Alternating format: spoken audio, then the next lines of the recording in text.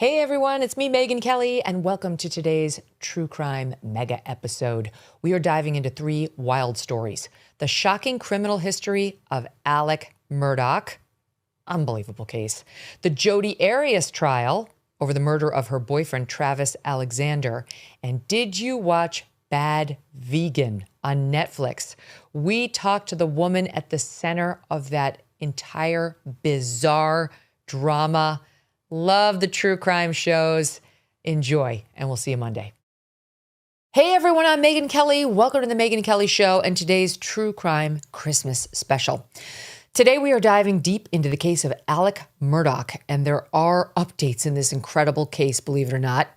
His story begins much earlier than the crimes that made national headlines over the past few years, and no one has covered the story quite like the Wall Street Journal's Valerie Borlein, who wrote the book The Devil at His Elbow. We get into everything from Murdaugh's family history to the details of his downfall and the new info. Valerie, welcome. Thank you so much for being here. Thank you. Okay, so this is all so fascinating. And one of the most eye-opening things I read was about Alex Murdaugh's background. He comes from a long line of deeply ethically problematic people, which I did not know. All you ever heard about him was that he came from this very storied family. They were lifelong solicitors or like the prosecutors in their town in South Carolina, very well respected. They controlled everything. It was far more nefarious than that. Can you take us back? Oh, it absolutely was. I mean, I think one of the biggest surprises I had researching this book was that every crime that Alex was eventually convicted of had some echo in the past. And that includes like violence against women or overtures of violence against women.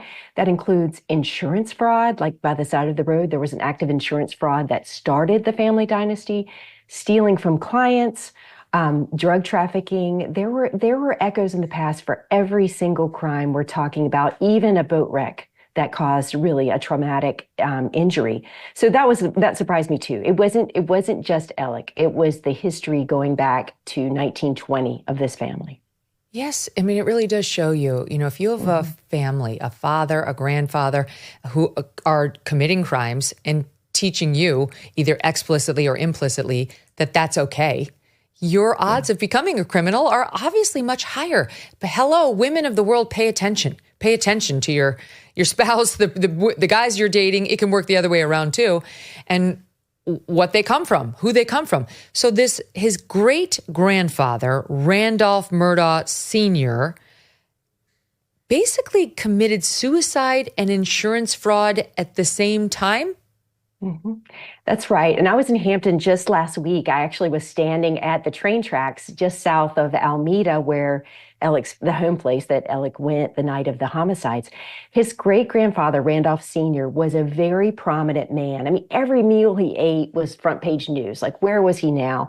He was the district attorney for 4 counties in the Low Country of South Carolina. He was very sick. He was 53 years old. He was dying. He was at the end of his life. He had kidney failure at a time when there was no cure, right? There was no dialysis. He was broke. He had been a big investor in a bank, and then the bank failed. And through the Depression, I found documents down at the courthouse in Hampton where he just would say, there's no chance I can ever pay these people back. So he was broke, he was dying, and he knew how to do one thing incredibly well, which was sue the railroad, which at that time in 1940 was one of the only entities worth suing. So what happened was he was driving back from a poker game in Yemassee, a little town right on the Hampton County line, at 1 a.m, hottest day of the summer, 90-some degrees. He stops short of his home and turns onto a deserted train tracks and is at the base of it. And as the train is coming, and if you grew up in a small town near a railroad, you know what time the train comes through. The train is coming north, and you can hear it for miles. It's coming north. It's bearing down on this train tracks. He speeds up onto the tracks themselves, and they're blowing the whistle. They're flashing the light. It's a clear moonlit night. He sees them, and instead of like driving off, he waves at them. And what happens is there's a coroner's jury, and the coroner, of course, was a protege of Randolph Sr. The sheriff was a protege of Randolph Sr. There was an inquest the next morning, and guess what? The local coroner's jury found that in spite of the testimony of the engineer and others, it was an accident. And it cleared the way for Randolph Murdaugh Jr., Alex's grandfather, to sue the railroad for the equivalent of millions of dollars, which is what he did successfully. Is Randolph Murdaugh Jr. Buster? Randolph Murdaugh Jr. is Old Buster, and Old Buster was a real force to be reckoned with. He was solicitor from 1940, when he was 25 years old, to 1986. So Roosevelt to Reagan. And he even stayed in that office beyond that time. The legislature finally essentially forced him. They created a rule that essentially forced him to retire, but he kept going into the office as a volunteer solicitor. So Randolph Murdaugh Jr., Old Buster, Alex Murdaugh idolized him. He told many people that he wished he'd been born in Old Buster's day, because in those days, what you said was what the truth was. And Old Buster was, he ruled with an iron fist. He was one of those guys that would rather be feared than loved. And he also continued fraud and potential violence against women. Old Buster, I was able to pull 900 pages from the National Archives of the records from his trial, his federal trial. The feds charged him with bootlegging, actually running the largest bootlegging ring in the South. He was the ringleader. They charged 24 people. Old Buster, Alex's grandfather, was charged with leading this entire ring in Colleton County, and he was accused of taking a cash bribe in the hallway of the Colleton County Courthouse, which is the hallway that we went in and out every day of Alex Murdaugh trial. He was accused of intimidating witnesses, buying off witnesses, and eventually of tampering with the jury by buying off the foreman. And he was one of the only people in that entire weeks-long federal trial that was acquitted. So there's a history of Alex Murdaugh was convicted of drug trafficking. His grandfather was credibly accused and narrowly escaped being convicted of bootlegging. Wow. So again, there's echoes in the past. Tell us about the mistress who got on the wrong side of Alex Murdaugh's grandfather. So there was testimony in Alex trial, as you remember. There was testimony that Alec was somewhat of a philanderer, and that certainly is a history in the family going back generations. His grandfather, Old Buster, had a mistress, several, but one in particular who he was in touch with for many, many years, and her name was Ruth Fox. And Ruth Fox was married to a local, like a northern baron who came down and bought a plantation, and she was from one of the nation's first families, a really impressive woman in her own right. And she had been in the Navy during World War II, like training pilots, which is kind of wild to think about what kind of woman was doing that in the 40s. And she met Buster and asked for his help in getting out of her obligations. He's like, I know everybody. I'll know all U.S. senators. I'll help you get out of this bind. They got to know each other. And what you know, a year later, she is pregnant with his child. It's just such an incredible story. She goes to the house, and we're talking about the same house that Alec went to the night of the homicides at Moselle.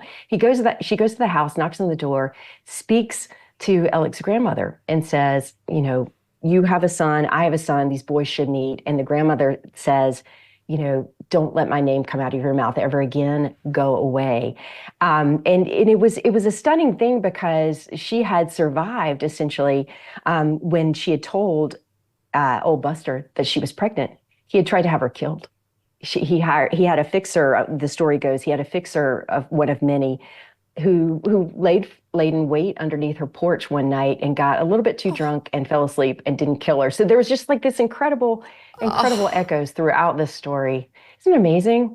Yes, it is amazing. I mean, you must have been just slack-jawed when you read up about the direct line from which he came. And it makes sense of everything. So it didn't stop there. It didn't even skip a generation. Alex's father also had a history of paying people off to cover up a boat accident, which of course would set off Alex's own story with a different boat accident as well. Well, there was and there was certainly a terrible boat accident in 1998 from the same island, like Murdaugh Island, where Yeah, you'll remember the tragic boat wreck that killed Mallory Beach in 2019. They took the Murdaugh family boat from the family compound, which is called Murdaugh Island.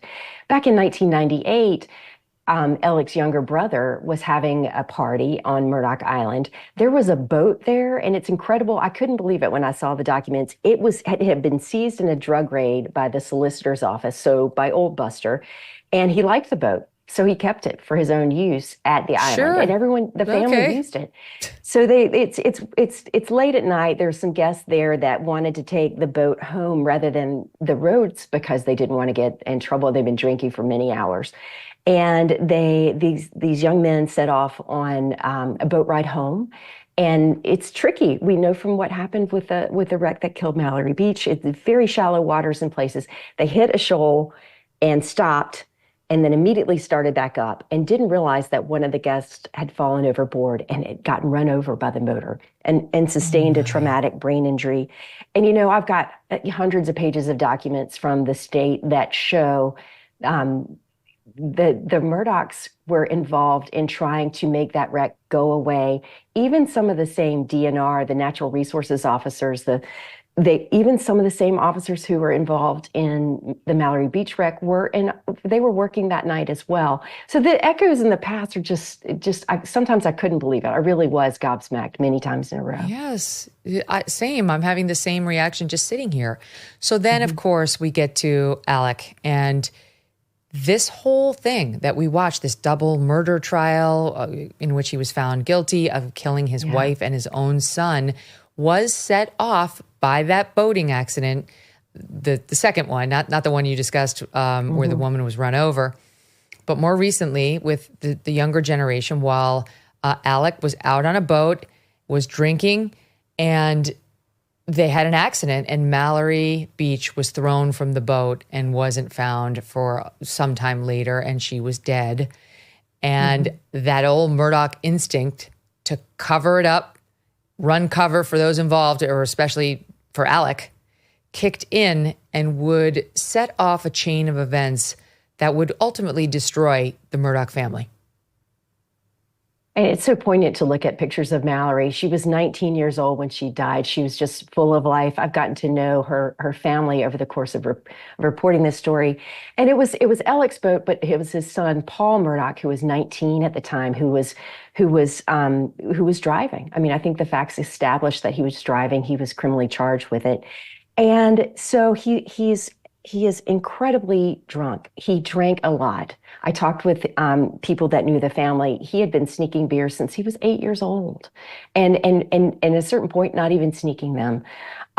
So he was very, very drunk. He had 19 drinks that night. His BAC when he got to the hospital was 0.286. But he was a person, even at 19, who'd been drinking for numbers of years and had been driving drunk for numbers of years, according to people I talked to who were involved in wrecks with him before. But so he gets angry at his girlfriend, who's one of the passengers on the boat, confronts her. She says, "You're too drunk to drive. Give everybody the keys."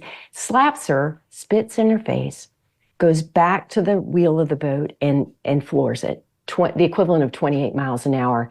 And they're going through a very narrow, very shallow path, and it hit a bridge that fast, and Mallory is thrown overboard and never resurfaces. And what all the evidence, I've got thousands of pages of documents, some of them public, many of them that had not been reviewed before, that just showed that when Alec got to the hospital that night where these young people had been on the boat he went room to room to room trying to get everyone on the same page. He had his grandfather, Old Buster's badge outside of his pocket, pretending to be a law enforcement officer. And I have his cell phone records and have tracked his path that night. Do you remember when he testified that he put blue lights and siren on the Suburban that he was driving? Yes. It was almost physically impossible for him to get from Moselle, where he and Maggie were living at the time, to the hospital unless he was going fabulously fast, 80 or 90 miles an hour. And I think it stands to reason, and I argue this in the book, that he almost certainly used lights to get to the hospital before the other families and get everyone on the same page. But it really was his undoing. The reason that he said he wanted to live in Old Buster's time is that, there was so much evidence in the video cameras in the hospital that night, so many statements. There was so much, everything is recorded, right? And he could not outrun modernity. And in the end, that night and his actions the night of the boat wreck really was the beginning of the end of the family. For, among other reasons, he was then sued by the Beach family. And Correct. that in the course of that lawsuit, he would have to produce discovery, speaking to his economic status, his financial data, and so on. And he was, we know separately now, running a massive fraud, stealing from his law firm, had a massive drug problem, or so he testified, and was very worried this was all going to come out. He would be exposed. And at the same time, his law firm, was this coincidental? Was this coincidental, Valerie, that like the law firm started an investigation of Alec at the same time for possible ethical breaches, or were those two things related, the lawsuit and the law firm getting interested in him? Well, it's all kind of woven together. And what happened in the immediate aftermath of the boat wreck is that Mallory's family was having a tough time finding a lawyer to represent their interest. And Renee Beach, Mallory's mom, tells the story of being down at the landing where the boat had come to rest, and wanting to go down there and see where her daughter was, where she was the last time she was spotted. And the police were very, very kind, but said, "I'm sorry, you can't go down there. Here's a case of water for you and your family while you wait." And there was a moment where Randolph Murdaugh III, Alec's dad, and Maggie, his wife, came down in their pickup truck, and he waves at the officer and waves him through. And Renee Beach realized then, oh my gosh, this is not a vigil. I thought I was at a vigil mourning my daughter. This is a crime scene. And the family that's been the law in this area for 100 years is in charge of it. I need a lawyer. And she made a critical decision, which is to hire a lawyer to represent the family's interest. And that lawyer was a key player and a big character in this book. And his name is Mark Tinsley. And there's no enemy like your former friend. He was very close to Alec. He knew the playbook. He had a card key to get in and out of the Murdaugh law firm at will. And he recognized those relationships. He's like, oh, I know he knows these particular officers because of my own personal information. And once he decided to take the Beach's case, he was relentless in showing that that Alec and potentially the officers who were involved in protecting the scene were really protecting Paul from charges. And so he filed a lawsuit in very short order. And that lawsuit sought, like you said, all of Alec's financial records. It's just a standard part of a civil lawsuit to say, how much insurance do you have? What resources could you potentially pay if there was a judgment? And Alec knew more than anyone else that he had been robbing his personal injury clients, the poorest of the poor, for more than a decade. And he knew what any serious inquiry would do. And so he had to stave that off. And in the end, it was his undoing. So he killed his own wife and his son, Paul, who had been at the helm for that boating accident. And it was an attempt to garner sympathy, like to make him a sympathetic character so that his law firm would move away, would stop investigating him, so that the lawsuit involving Paul would be less strong because, the main culprit would be gone, and who would put this poor man now through the torture of seeing a civil lawsuit through. It was an effort to just change his own financial and reputational fortunes. No, I think the prosecution argued that very effectively. And one of the things that I think that Mark Tinsley said on the stand is, personal injury lawyers don't think like other people. Their gift, their understanding of a successful one is understanding emotion. Like what might motivate a jury to pay blood money, and a lot of it in a case. They understand what makes people tick. And he knew that, the day of the homicides, June 7th of 2021, and I'm sure we'll talk about this, he had been confronted over some of that missing money that he had been stealing, $792,000, not a small amount. He knew that the law firm was on to him, and he knew also that his father was dying, the patriarch of this family, who had also loaned him $1 million over time, and who he had just been texting with his buddy at the bank. Oh, I'm going to get another loan from my dad for some money he was short. And his dad was dying. He knew this lawsuit was pending about his financials. He had been confronted over the missing money, and he also knew that Paul was a mess. I mean, sadly, and may he rest in peace, Paul's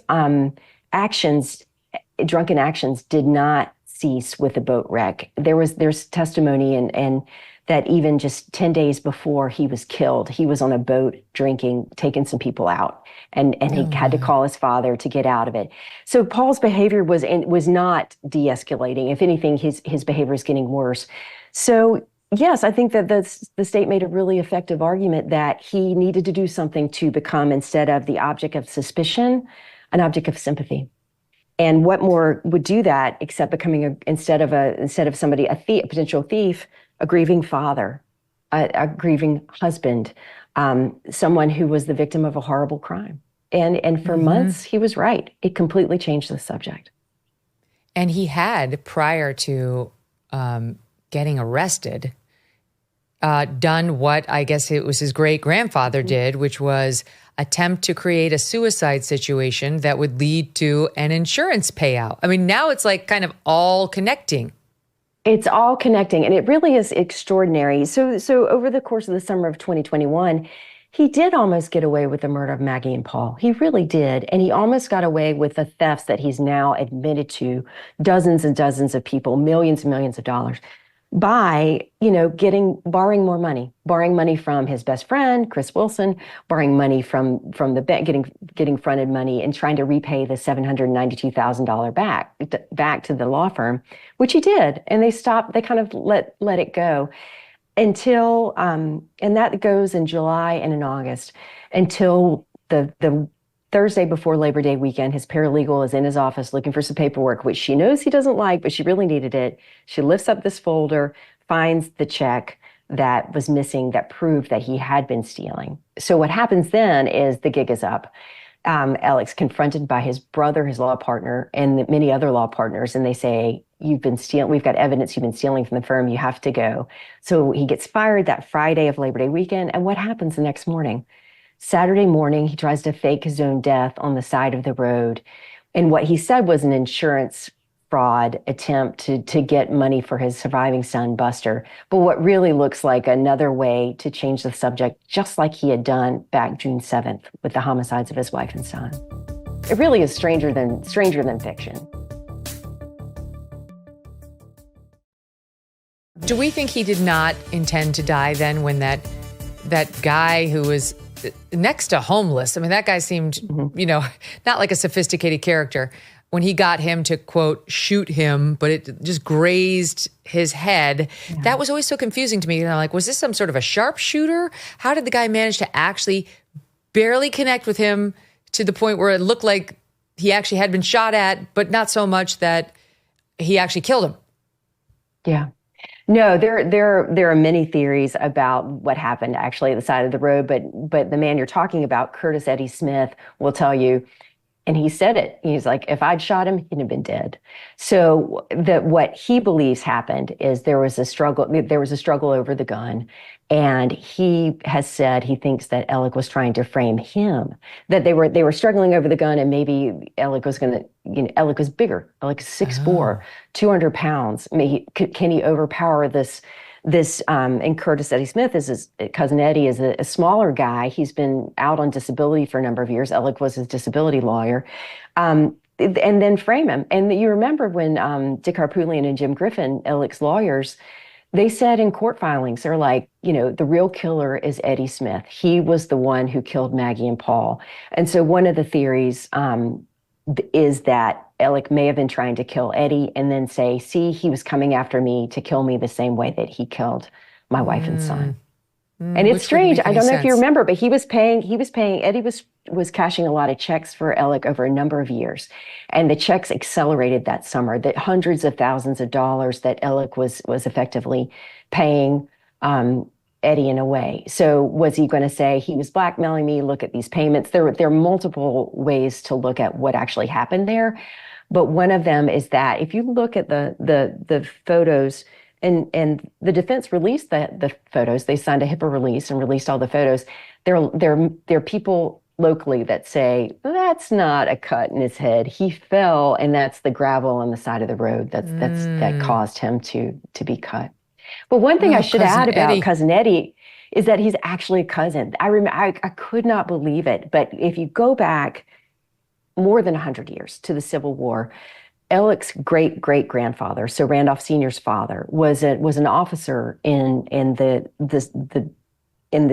Southern Army, and so was Eddie's great-great-grandfather, and they were brothers. Wow. His great-great-grandfather was named Lazarus Murdaugh. He was what they call a fire eater, so he was an especially virulent he was anti-union. He made these incredible speeches that got picked up by national media and actually were read by Abraham Lincoln. So Eddie he says he's like, I'm half Murdaugh, and he's right. He's part Murdaugh. Yeah. Do we know, Valerie, do we ever figure out, and by the way, just for the audience, I'm talking today to Valerie Borline. She wrote the book, The Devil at His Elbow, Alex Murdaugh and the Fall of a Southern Dynasty. Do we know where all the money went? This is one of the mysteries, right? It just seemed like Alec was taking in so much money via fraud from the law firm, the clients, and so on. Yeah. And where did it go? Like, it seemed like he claimed he just spent it on drugs, but the conclusion by many was always, how many drugs could he possibly have taken? He took in more than he could ever have spent, was the layperson conclusion on the funding. No, and I think one of the key voices in the book is Blanca Simpson, who was the housekeeper at Moselle for many years. And I think the evidence establishes that Alec was using drugs. But I think there's no evidence that he was using the amount of drugs and opioids in particular that he says he was. And I had the benefit of 10 years of spending. I could see through some federal exhibits, I could see what he and Maggie spent over the course of 10 years, down to like when they would go to the Honey Baked Ham store at Thanksgiving. You could see what that expenditure was.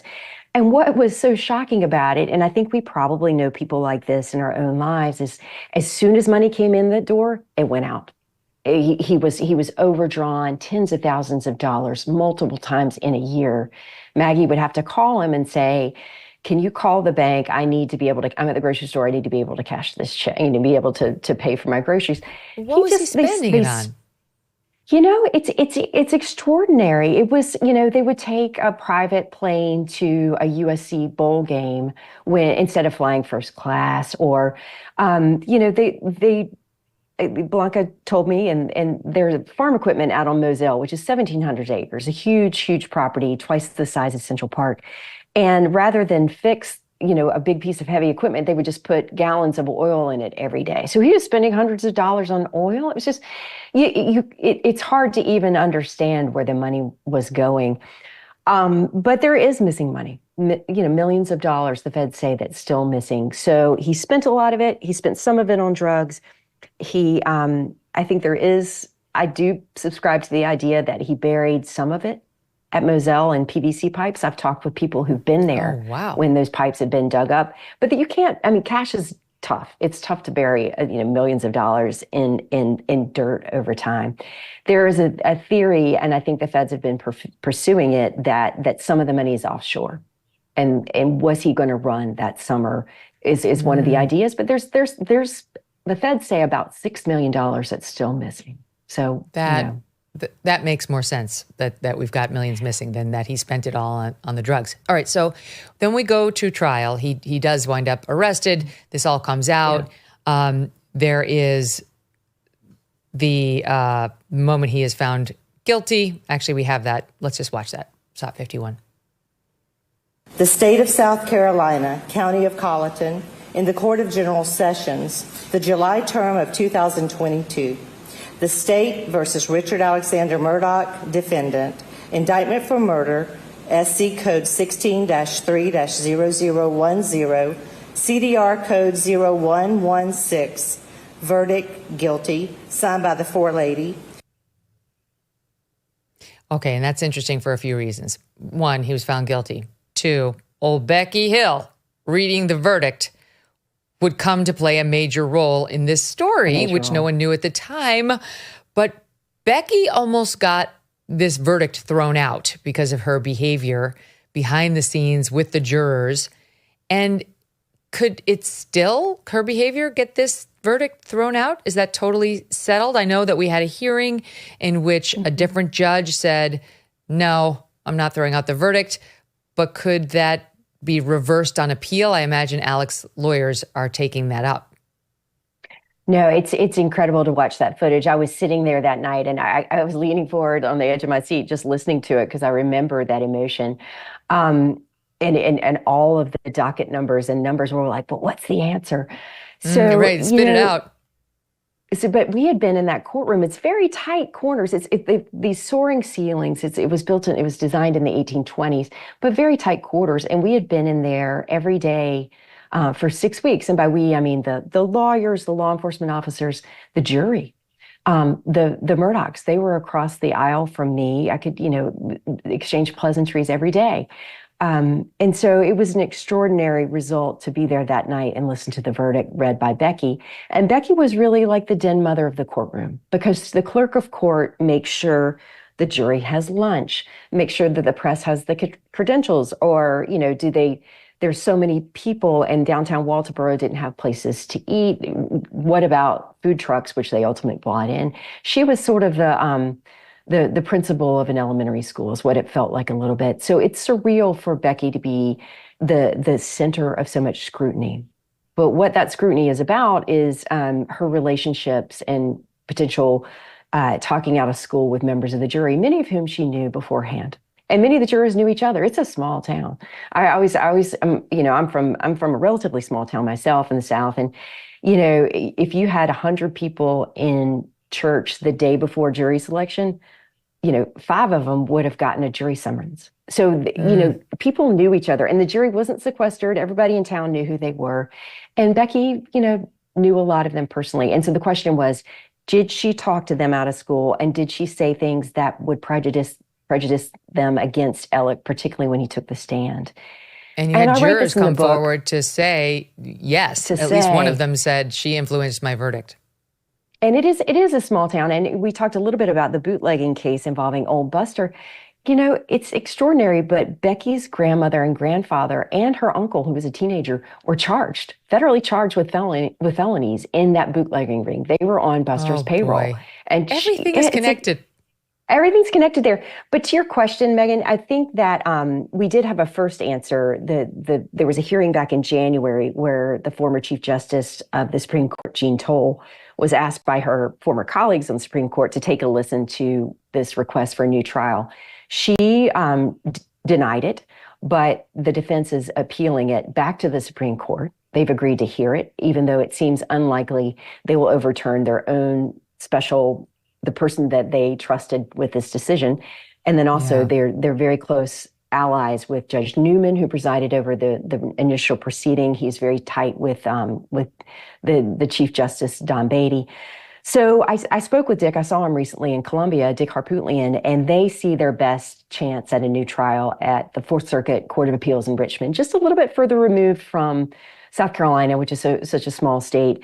And getting fresh ears at this idea of not just did Becky Hill say things to the jurors that were prejudicial, but also did the state apply the wrong standard? And it was it's a measure of degrees. Like, yes, we acknowledge that she talked with the jury, but did it move the needle? And so what they hope is that the federal court will apply a different standard. Yeah, that they're going to argue they were held to too high a burden of proof to prove jury tampering, and that a lower standard should have been applied, which would have allowed them to prove jury tampering, which would allow him to get a new trial. The Justice Toll was great when she came in and held that hearing over Becky Hill. The allegations against Becky Hill just got weirder. Justice Toll, weirder. I will say, she's just such an extraordinary figure in South Carolina history. I used to cover South Carolina politics when I was a reporter at the state newspaper in Columbia, and she was the Chief Justice at the time, former Speaker of the House. She's been in public life there for 60 years and was a young lawyer. And this is so extraordinary to me, was a young lawyer in a time when women weren't even allowed to serve on a jury. until 1968. Wow. And so she was she was did talking to all male project juries. when she was up there. I say this lovingly. She seemed like a tough old broad in the best sense. Like she wasn't going to tolerate any nonsense. She would love to hear you say that. And she knew the Murdaughs. She knew the Murdaughs, and she had actually, both in the legislature, I talked with her about this, both in the legislature and on the bench, had pushed for laws that would kind of claw back some of the power that they were using, inappropriately, in her view. So she knew the Murdaughs quite well over the course of decades. She made the comment about Becky Hill that would become very well known. Here it is, SOT 52. I find that the clerk of court is not completely credible as a witness. Ms. Hill was attracted by the siren call of celebrity. She wanted to write a book about the trial and expressed that as early as November 2022, long before the trial began. And that led to bad behavior by Becky Hill, which got this whole thing, mucked up. But do you remember, it's been a while since we've covered this, but she also has a son who worked in the courthouse. And there was an allegation about him wiping his phone and wiping her phone on the day that they were supposed to turn them over for an internal ethics investigation. It smelled to high heaven. It is, I think it's, if you're not from a small town in the rural South, maybe it boggles the mind, but her son was the information technology director for the county. And that was, she's an elected official. She is, but she's also, politically powerful. And some of those jobs are patronage jobs. And he was in that role and is, accused of tapping the phone of an county administrator that was communicating with the state ethics board to try to find out what was going on in the investigation with his mother.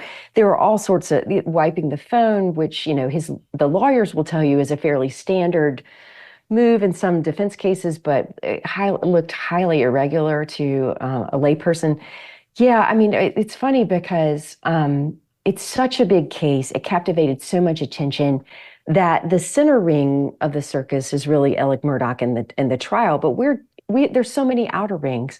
With the Mallory Beach case, for example, there's another case that's ongoing about whether the convenience store where Paul bought beer, whether the owner of that convenience store has been trying to harass the Beach family over the years. That's been going on for several years. Becky is facing an investigation into her behavior, and that's been going on. So we're in multiple layers of drama with this story, and it's just incredible. Like the layers. I remember sitting in court and watching Alec during a break. He was, 6 feet away from me. And he's the center of this, he's the eye of this hurricane, and there's so much swirling around him that one person could stir up so much chaos is really amazing. So now here we are where he's appealing. He's going to argue Becky Hill mucked up the trial to the point where he gets another trial. We don't love the chances, but one never knows. And in the meantime, the wrongful death lawsuit that Mallory Beach's family brought against Alec, is that totally resolved? That was the remnants of that were resolved this week with a $500,000 payment from Alex's insurer that had been tied up, and that was paid to the lawyers the paper was filed this past Monday. So that case is pretty well wrapped up. Did the family get a payment too?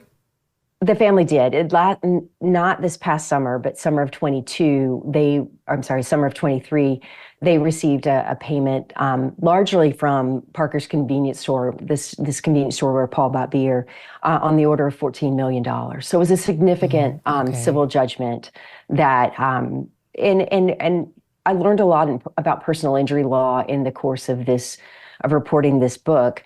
But, personal injury, this was considered, what was Mallory's life worth? It is blood money. And so it's a difficult fact of personal injury law that the more money that you get paid is a reflection of what, a jury might think your loved one's life is worth. I'm sure it's a special form of sentencing for you, because every time you get into the car that money bought or the bed that money paid for, it's got to make you feel awful. And they will tell you, and they will tell you, Mrs.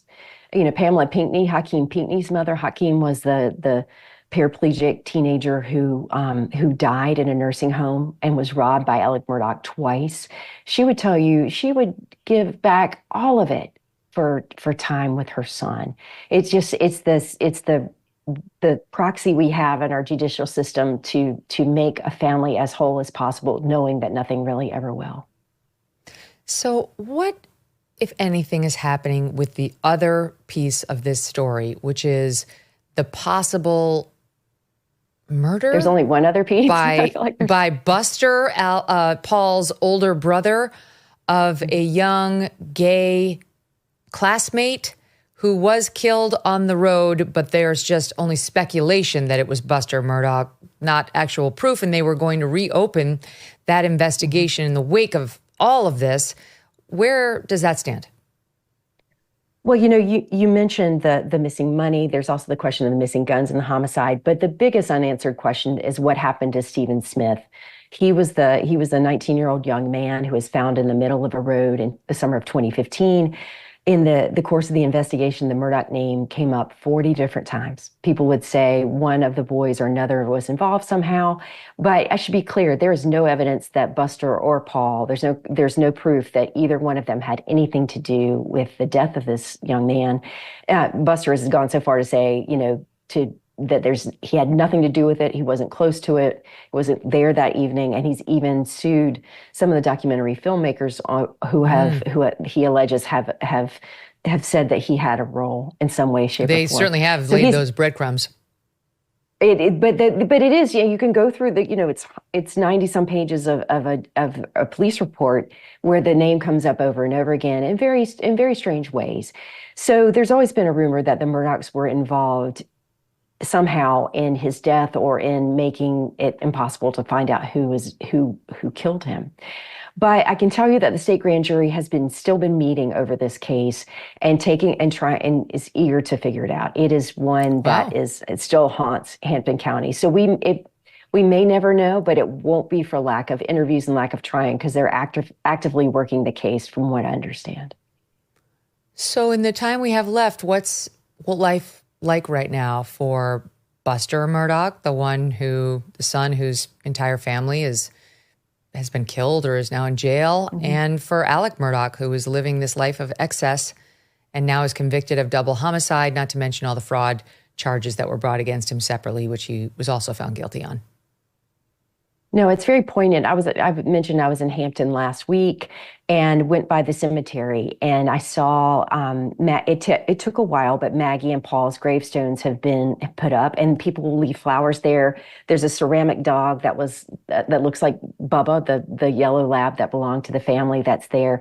And most poignant of all, it's on Maggie's headstone it says Margaret Brandstetter Murdaugh, mother. And on Paul's, it says Paul Terry Murdaugh, son.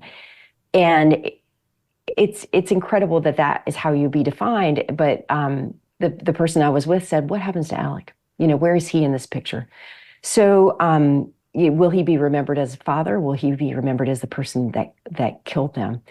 But he's in prison in the upstate. He has acclimated to prison life well, according to what I'm told. And by that, I mean, he has, Alex Murdaugh is the type of a person who works the system, and he has relationships. He's a disbarred lawyer, but he knows the law, and he helps other inmates with their questions.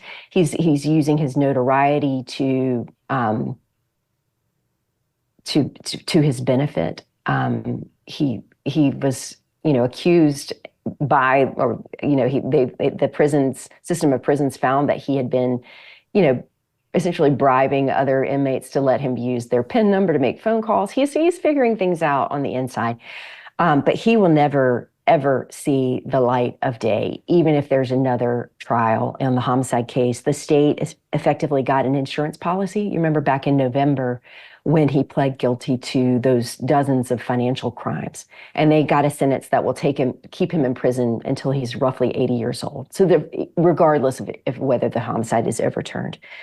As for Buster, my understanding is, he's living in Bluffton, a community just adjacent to Beaufort. With his fiance is a woman who was in court with him every day. His girlfriend from law school, who is a lawyer. He got a substantial settlement from his mother's estate, roughly $500,000. There's a payment I document in the book where he participated in a documentary. And got several $100,000 from that. So he has a small amount, not a small, but a significant amount of money to start a life. Although it is difficult to see how he does so separate from his family, because his last name's Murdaugh, and he's got that red hair. He's so it would be hard with that name and that hair to make a new life. Mm-hmm. You'd have to go someplace else. I mean, there's a brother, Alex brother, seemed non-sociopathic. Perhaps there's some hope there. I don't know. Raised by that man with that family lineage. That's well, and you're right about his brothers. His older brother Randy and his younger brother John Marvin are still in the community as well. I went by the law firm the other day, and his older brother Randy is a partner there and is actively working cases. His younger brother John Marvin runs a heavy equipment business, and as you go down the main drag from linking Hampton and Varnville, you see Murdaugh Rentals right there. So they're still in the community and well regarded to a degree. But I think that everything's changed with the downfall. Is anyone living family. at the estate where it happened? So Moselle is the estate where it happened. It actually has been sold, and it's been sold in two pieces. The house itself was sold along with roughly 20 acres to an out-of-state buyer whose name was not revealed. And the Delta, the other acreage, was sold to a neighboring landowner who wanted the land. It is. I went by there the other day too, just to take a look. I had been onto the property during the trial. I had accompanied the jury on their visit to see the place. It still feels. It still seems like there's a heaviness in the air out there. It is still a haunted place, really. Dick Harpootlian said so, and I felt it as well. Always will be. Wow, great reporting, Valerie. Thank you.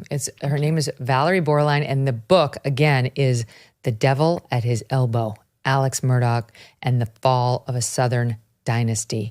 Google it, check it out. "Devil at His Elbow." Thank you so much for coming on and telling us the story and the updates. Thank you so much for having me. All the best. Hey everyone, I'm Megyn Kelly. Welcome to the Megyn Kelly Show, and Happy New Year. It's the final day of Crime Week here on the program, though we do have fresh programming for you tomorrow as well. This is the end of Crime Week because nothing says Christmas like true crime. My guest today built one of the most successful vegan food empires in the Big Apple, but her dramatic rise and fall would become the focus of the hit Netflix, quote, documentary, or so they call it, Bad Vegan, a series she says got major parts of her story wrong. By the way, this always happens on Netflix. Sarma Melngailis has a new memoir. It is called The Girl with the Duck Tattoo. In it, she aims to set the record straight by laying out what she says is the real story behind the fame, the manipulation, and the fallout of her unbelievable saga. Sarma, hi, thanks for being here. Thank you so much for having me. I'm so happy to be here. Well, I'm sorry that you had an unfortunate experience with Netflix, but you are not alone. Yes. We've covered so many of these cases on Netflix where they lure you in and they really do sell a documentary, and it's nothing of the kind. It's a mockumentary, it's a docudrama, it's something that is not committed to journalistic, fact-based reporting. So I will give you that right off the top. But I'm super interested to find out what is true. I'm just like to give a 2-line encapsulation of your story to the audience, as I understand it. you're very well educated. You went to Wharton, you worked at Bear Stearns, Bain Capital, then you went to the French Culinary Institute. You learned how to be a serious chef. You open up this banger of a restaurant with raw food, pure food and wine. Everyone in New York loved it. It was going really well. And then you met this man who came into your life who was somewhat sketchy, and notwithstanding your sophistication, bit by bit, he eroded your sense of self, your understanding of what was real. And before you knew it, you had lost everything. Is that a fair summation of how this thing went down? Yeah, that was an incredible summation. That was, better than I can do it in a concise way. But yeah, that's what happened. And what I've learned is that my story was an extreme version of something that happens to people a lot more than people realize. And I know this now from all the messages I've gotten in my DMs since the show came out and since it became much more public, is that this type of manipulation can happen a lot more than people realize. And it also can happen to men and women alike. And so part of my telling of the story is to, is to really help educate people how it happened. And that was the most important part that the show on Netflix left out, and that the filmmakers left out, is any explanation of how this happens, which is what would allow people to help protect themselves. And which is so unsatisfying, because what's most interesting about the story to many of us is how someone as sophisticated and well-educated and successful as you would fall for this guy's lies. Yeah. That's what we all want to know, right? Because in our heads, we want to say, oh, I would never. But I mean, I have covered enough of these stories to know, don't ever say that, because 9 times out of 10, the person being targeted has a bio not unlike yours. For some reason, these con men go for the sophisticated, smart types. Yeah, absolutely. It's, similar with cults. They actually need somebody who's got a certain level of intelligence, because it's almost like you can't train you need somebody who's got a certain level of intelligence to be able to pull off this long, slow manipulation. And I mean, I've spoken to people who have PhDs in clinical psychology, attorneys even, who've had their world turned upside down in a way that they never expected. And so, again, that's what I write about in my book, is really taking the reader along with me through this sort of nightmarish journey about getting manipulated over time, and really trying to, as honestly as I could, even in places where I felt it didn't reflect well on me, to help people understand how this happens, and also the psychology behind it. And that's really also what was left out of the show. Have you ever heard the story of, I'm going to mess up her, is it Anderson? Bonita is her first name, NBC journalist who got lured in by this doctor who said he had figured out a way to do prosthetic, Bonita Alexander, to do prosthetic tracheas on people. And long story short, he was a big fraud. And he convinced her that they were going to go and be married in Rome by the Pope, even though she was divorced. And also, she's a newswoman. You can't find more cynical mofos than news producers. And she got lured in. And what she said at the end, Sarma, is something that of our interview, you might relate to, which was, because she's also very smart. He needed her to be smart because that's where the Jones came from. Like, it wasn't going to be fun for him if she were too easy a mark. Yes. I mean, part of why this can happen is because certainly, whether it's my wiring or whatever it is, but I almost couldn't, it's like I couldn't fathom that somebody could be so diabolical. And also his motivation, it wasn't that clear, because it's not like in the end of this, he walked away with all of this money that he took from me. He just, spent it, gambled it away. That wasn't the point for him. The point for him was the thrill that he and people like this get from the takedown, because again, I'm not a psychologist, but when you're wired a certain way and you don't have empathy and you go around in this world, it's like life is a game, and to manipulate people is, I think, what gives people like this a rise.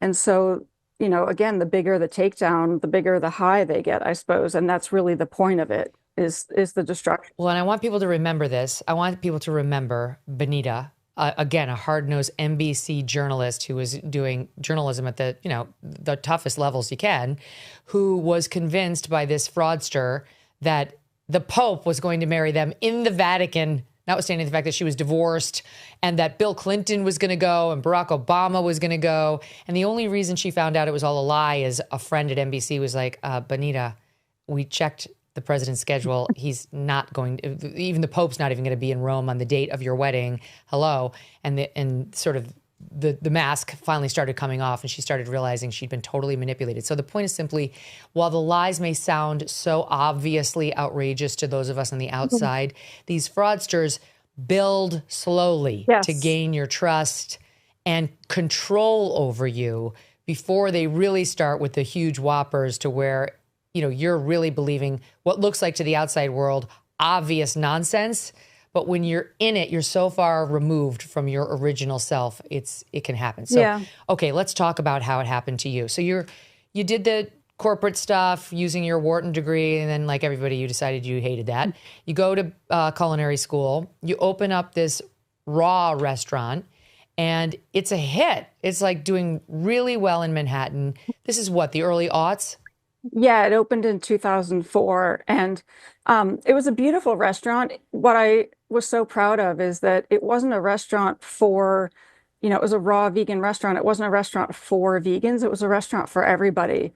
And, the food that we made, now I realize kind of how ahead of its time it was, because this was 15 years ago, and it really was about clean ingredients. So there were no fake meats. There was no processed food whatsoever. So, and there were no, 15 years ago, there were no seed oil. So it was really about showing people how incredibly good, really, truly clean, nutritionally dense food can be, not just in the restaurant, but through the brand One Lucky Duck, where we had products that were sold through Whole Foods, and kids loved them, which meant a lot to me. So, and this was my whole life's purpose. It wasn't like I just started a business and wanted to make money. This was my life's purpose, was hopefully being able to have a positive impact. And, it was a beloved restaurant because people came there, and there was, it was very important to me that there was zero judgment. We weren't dogmatic about anything. So half the staff or more probably weren't vegan. Most of our, half our customers, it wasn't like that. There was no, we weren't like annoyingly dogmatic about it. There was no judgment whatsoever. Mm-hmm. It was just sort of showing people how good this can be. And, we were doing great with it. And I had all these opportunities to expand and take it global and open in other locations. But I was running it on my own in a way, and very overwhelmed. And I now understand more about my psychological wiring too, that, I always needed a trusted partner to help me grow the business. And I didn't have that. And I was overwhelmed, and then also went through a painful breakup, and was at a particularly vulnerable moment when this man slid into my DMs, as they say. They can smell it. They can smell vulnerability. They absolutely. They know how to exploit. It's like a spidey sense. Women who are down. And it can go the other way too, but it's in this case, it's a man taking advantage of a woman. All right. So, you're just out of a relationship that didn't work out. You're growing your business, but that's tough. It's challenging on any individual. And, but it's succeeding. And there's a little bit of this. I'm going to show some Netflix clips because it's just interesting how they documented some of we can see the B-roll of the restaurant and so on. Let's take a look at SOT 51, which is about the beginning of your career. My undergrad major was economics, and I feel like I got there by process of elimination. So I went to UPenn, Wharton, in Philadelphia. I think what happened is when I was there, it was like, what is everybody else doing? Everybody's gunning to go work in investment banking. I got hired by Bear Stearns. Somebody that I'd worked with said to me, do you really like this work? I mean, is this what you really want to do? And my first thought was, do you like it? Do people like it? And he sort of confronted me on that. Nobody else had really done that. He said, you seem to be interested in food. People that I worked with had subscriptions to the Wall Street Journal, and I had a subscription to Gourmet magazine and Food and Wine that might have been a clue. I wasn't going into the right field. I left after a year and a half. At that time, I wasn't under any pressure to get a job financially, so I went to culinary school. I finished at the French Culinary Institute in '99 and then focused on working in food. Now, I understand you don't love this clip. What is it about this that's off? Well, that clip I didn't have any issues with. It was the parts that I had issues with were mostly what they left out of the series, including any explanation of the psychology of it. And then they misused a call at the end, and they actually we'll get to moved that. my words Okay. around. So Hold on, because the audience isn't ready for that yet, Yeah. but we will definitely get there. Okay, so there you are. You're making the restaurant. The documentary calls attention to the fact that Tom Brady, Giselle, Alec Baldwin came in and actually wound up hitting on you, but you weren't really in a place where you thought you could do that. This is before Ilaria, or Yeah. at least was like, there was some sort of a vibe going there. It was potentially an option, but didn't happen. I mean, he's got his own issues, but they're not quite as bad as the man you wound up with. So then enters the guy who is kind of the other star of the Netflix documentary, who was going by Shane Fox, but actually has a different name. Anthony, is it Bragalis? no, his name was Anthony Stranges. He's since changed it to Anthony. Sorry, Stranges. Yeah, he's changed it to Anthony Knight, which I always point out just because if anybody out there comes across a very large dude named Anthony Knight, he legally changed his name, I think, to try to Beware. hide further. Yeah. How did you meet him? What was his name when you met him? Well, he said his name was Shane Fox, and I met him through Alec Baldwin through our Twitter conversations, which is part of why, I write about Alec in my book and our relationship, and then how, oddly enough, it was just through DMs and Twitter. Alec had just joined Twitter, and I think that this guy just got lucky enough that he got there early, and so Alec followed him back, which in a way gave him at least some kind of a credibility that made him a little bit more, I don't know, legit. So I wasn't quite as suspicious as I might have been otherwise. And that's something that people like this always look for, is any kind of sort of validation that they can get. And How did he explain to you that his name wasn't Shane Fox? well, that came out later, but he'd crafted this whole sort of persona that he worked in these clandestine operations, which of course is the perfect cover if somebody's a con artist, because, they have an immediate excuse to not explain anything.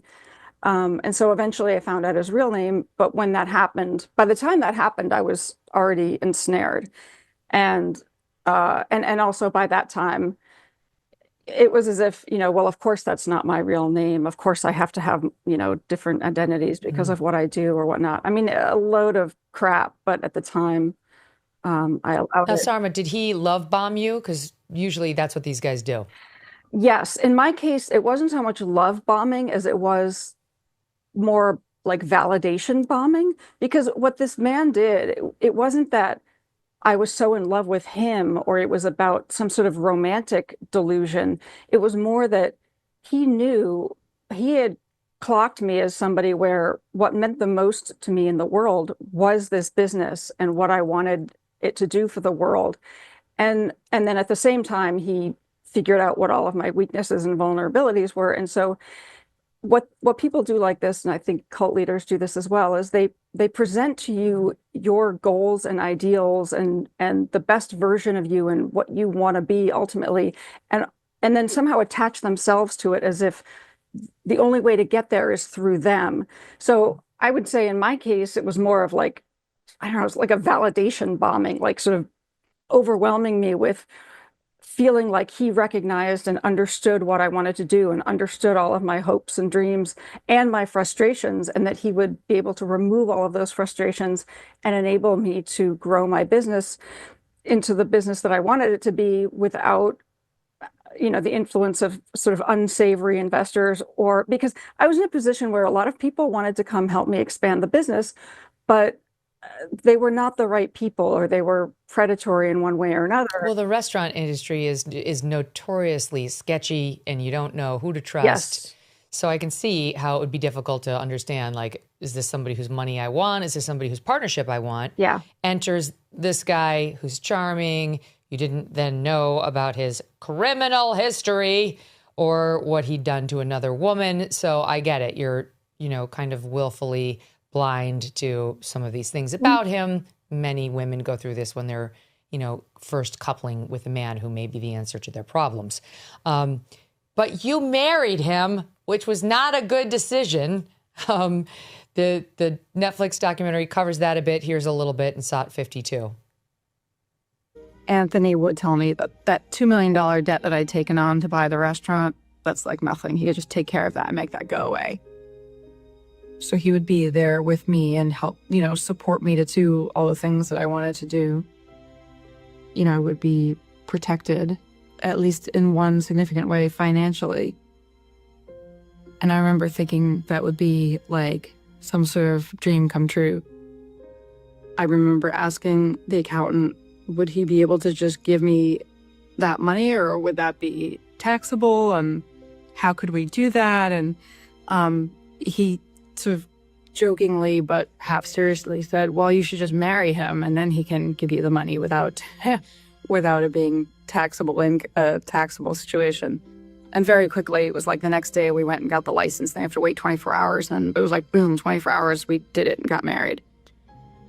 We got married in November of 2012. So it was close to a year that I'd known him. Oh, so you're married now. Yeah, and this was one of the parts where they edited. There was two totally different parts of the interview. So it wasn't that the accountant said that and then 24 hours later we were married. What I had said was that he had later subsequently really pressured me and badgered me to marry him, saying that I would be protected and it would make everything easier. And it was a whole different part of the interview where I made the point that, so I finally agreed, like, fine, I'll marry you. And we went to City Hall to get the license.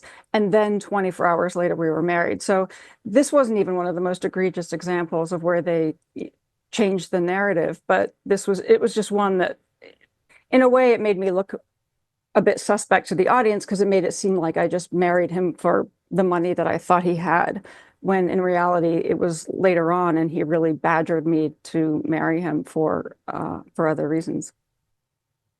What did you think he did for a living? I mean, that's a good question. I write about it in the memoir, how, what he did was always vague. And anytime I asked him questions, I would always get vague answers. And what he did was drop, he would say things in a very word salady way. So you get an answer, but it's not a real answer. And you're almost left to connect the dots and figure it out on your own. So I know that sounds weird, but that's kind of how he addressed every question that I had about everything. So, and again, later on, what he did was almost irrelevant because, he spun the delusion to such an extent that, he kind of had me believing that there's parallel realities and nothing is real anyway. So yeah, what he did was almost irrelevant. Mm-hmm.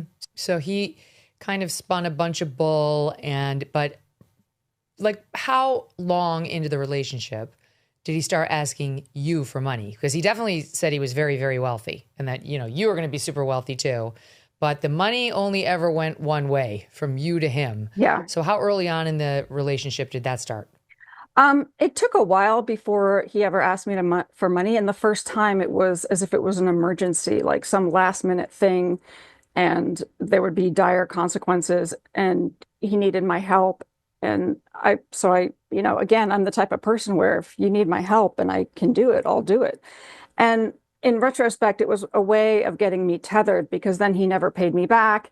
And then, it was another way for him to get me, what the show didn't cover adequately too, is that this took a really long time. And multiple times after I first got to know him, I thought, all right, well, this is it. Something feels off about this guy. And my gut was telling me something feels off about this guy. And so I'd tell myself I'm going to cut off communication or I won't see him again. But once he'd borrowed that money, it was like a tether. So then he would say, well, I'm going to pay you back. So, let me come back and see you this weekend. Because he didn't live in New York. So he always, when he came, he was coming from out of town. Let me come back, I'll pay you back. And so I'd agree. And then he'd do whatever, mind sorcery he did, that somehow by the end of the weekend, I'd have loaned him more money. And over time, I just got in deeper and deeper. And, he always had these ever-changing stories about how he had money, but he didn't have access to it, or he was going to have it. And again, it just got deeper and deeper. When you had given him, I mean, the final number's a lot bigger than this, but when you realized you'd given him more than $1 million, did the light bulb go off? Like, was there any point when the numbers got huge that you were like, what am I doing? The bigger the numbers got, the more terrifying the whole thing was. And again, part of what these people do is they weaponize fear. And so, the deeper in the hole I am, the more I need him to get me out, or the way that he's promising he's going to get me out of it. And so it's almost like, it's a terrible analogy because I'm not a gambler, but it's like if you think that if you just keep going, it's all going to be absolved and you'll get out of it if you just keep going. That's part of how he got me trapped. And by that point, I couldn't even explain what happened. So if I had walked away from him and gone and ran to somebody and said, look, I need help. I'm in a bad situation. And they said, well, what's going on? What happened? I wouldn't even know how to explain it. And that's the part that, it almost takes having been through something like this to really understand how it happens. So again, that's, why I've written this book, is to try to help people understand so they can hopefully avoid it, or potentially recognize if it's happening to somebody that they care about or a loved one, and be able to help them sooner. Because people around me knew that something was wrong, but they didn't know what was wrong. I'd love to believe that your book can do that and that this segment can do that. I have my doubts. I think people make their own mistakes for all sorts of deep psychological reasons. They need to pursue this terrible pattern of choices, and most people have to learn individually. It's unfortunate, but maybe we have a shot. Maybe we'll get one or two who happen to hear us and read the book and feel differently when they get approached by a guy like this.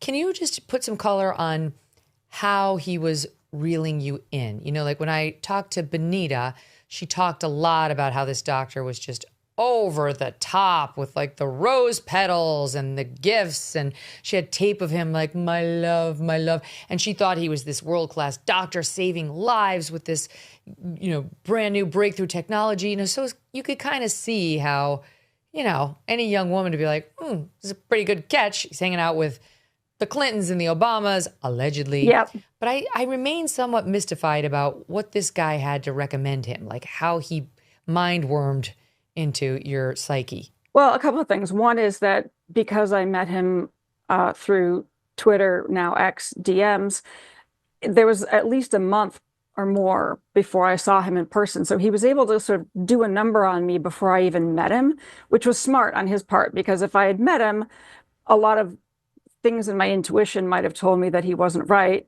But by that time, he'd gotten me sort of hooked on this fantasy, and what he really did was weaponize my ambitions, because I really believed in my business and what we were doing for the world. And he effectively love bombed me with validation, and knew what I wanted to hear, and saying that he believed in me, and that, that my business was so important to helping the world and helping to heal people and helping to change the way people eat. And that's really what got me, and making me believe that he would help me be able to realize those dreams. Forgive me for the psychoanalysis, but when you look back at how you were when you were a little girl, have you, in retrospect, been able to like explain your susceptibility to that kind of, your need for that kind of outside flattery and I don't know, building you up? Yeah, absolutely. I mean, I've done a lot of my own psychoanalysis to try to figure these things out. And I always tell people the most important work that you can do is this deep self-reflection and looking at your childhood and whatever your specific wounds are. Because even if you grew up and had good parents who weren't, abusive or cruel in any way, shape, or form, perhaps they're, emotionally unavailable in some way, or you're not getting the validation you want, or, for whatever reason, I grew up, I might present a certain way, but I really was also probably deeply insecure in a lot of ways and needed that sort of validation. And then on the other side of the show, one of the things that happened on the other side of this show coming out is that people bombarded me asking me if I'd ever had an autism diagnosis. And I thought, like, that had never occurred to me. And so I went and got an evaluation and ended up getting a diagnosis. It used to be called Asperger's, and now they call it Autism 1 for whatever reason. But that's another thing that shed a lot of light on whatever it is about my particular wiring that makes me, that sort of allows for that paradox of being objectively reasonably intelligent, yet also unable to see certain things that other people might have seen. Mm-hmm. Right. It's almost like a social, I don't want to say handicap, but like a social struggle that when you have Asperger's, social does not come easy to you. Yeah, absolutely. I mean, and I can, again, and women I think are better at masking. So people don't see it as easily. I can go out there and talk to people and nobody would necessarily think, oh, she has Asperger's. But yet certain things, certain things, I don't clock people's intentions as well as other people might, or it takes me a little bit longer sometimes to process things. And I just walk into interactions and have a default setting that I trust people and that I assume that they would operate the way that I would, which is in good faith. And so I just don't see, there's a thing called betrayal blindness. And very silly. I have to trust no one. Yeah. No one's operating in good faith. No. I have the same deficiency in some ways, so I can understand. Yeah. And I mean, this wasn't an isolated event. This has happened to me. There's like that saying, fool me once, shame on you. But for me, it's like, I have to take responsibility for the fact that this has happened to me over and over and over again. And so I really have had to do a lot of deep analysis on understanding the how and the why. I mean, even what happened with the filmmakers, I blindly trusted that they would make an accurate show and that they wouldn't have done something that was on the other side of it, such a betrayal. But, I mean, they do it all the time over on Netflix.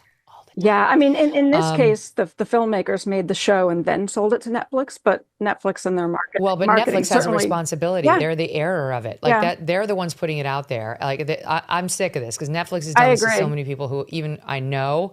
It's a pattern. Do not believe the word documentary when Netflix slaps it on any film. It's always going to be docudrama. That I will never believe them when they say documentary ever. Just given what I've seen. But let me go back to the fraud. Because near as I can tell, he was taking all this money from you and he was telling you like he needed it for an emergency. And he talked about like there being kind of like another side.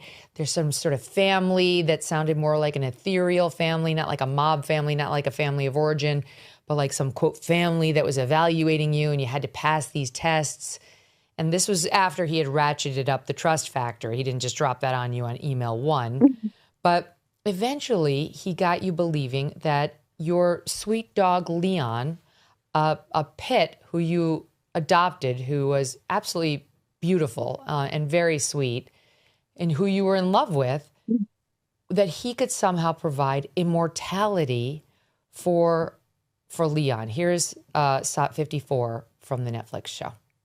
What eventually happens is that Anthony promises her that if she just followed along with the program he was suggesting, kept going along with what was instructed, he is going to make both Sarma and her dog immortal, just like Anthony is.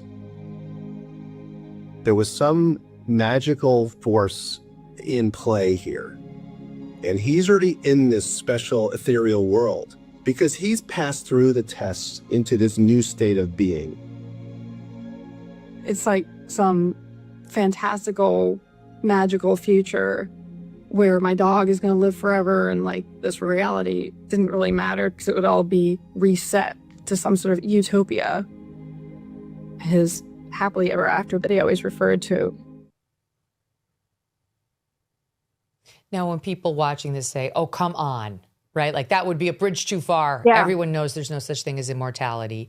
How do you explain that? Well, what I would say is that, I think unless you've been through it, the effects of things like cognitive dissonance and over time, a ratcheting up level of dissociation, it's not that I believed things he told me necessarily, but they were things that you can't disprove. And so I didn't not believe him. I just didn't know what to believe. And again, he had gotten me in so deep that I didn't see a way out. And so you start to cling to whatever solutions and fantasy that they operate you, because by this point you're desperate.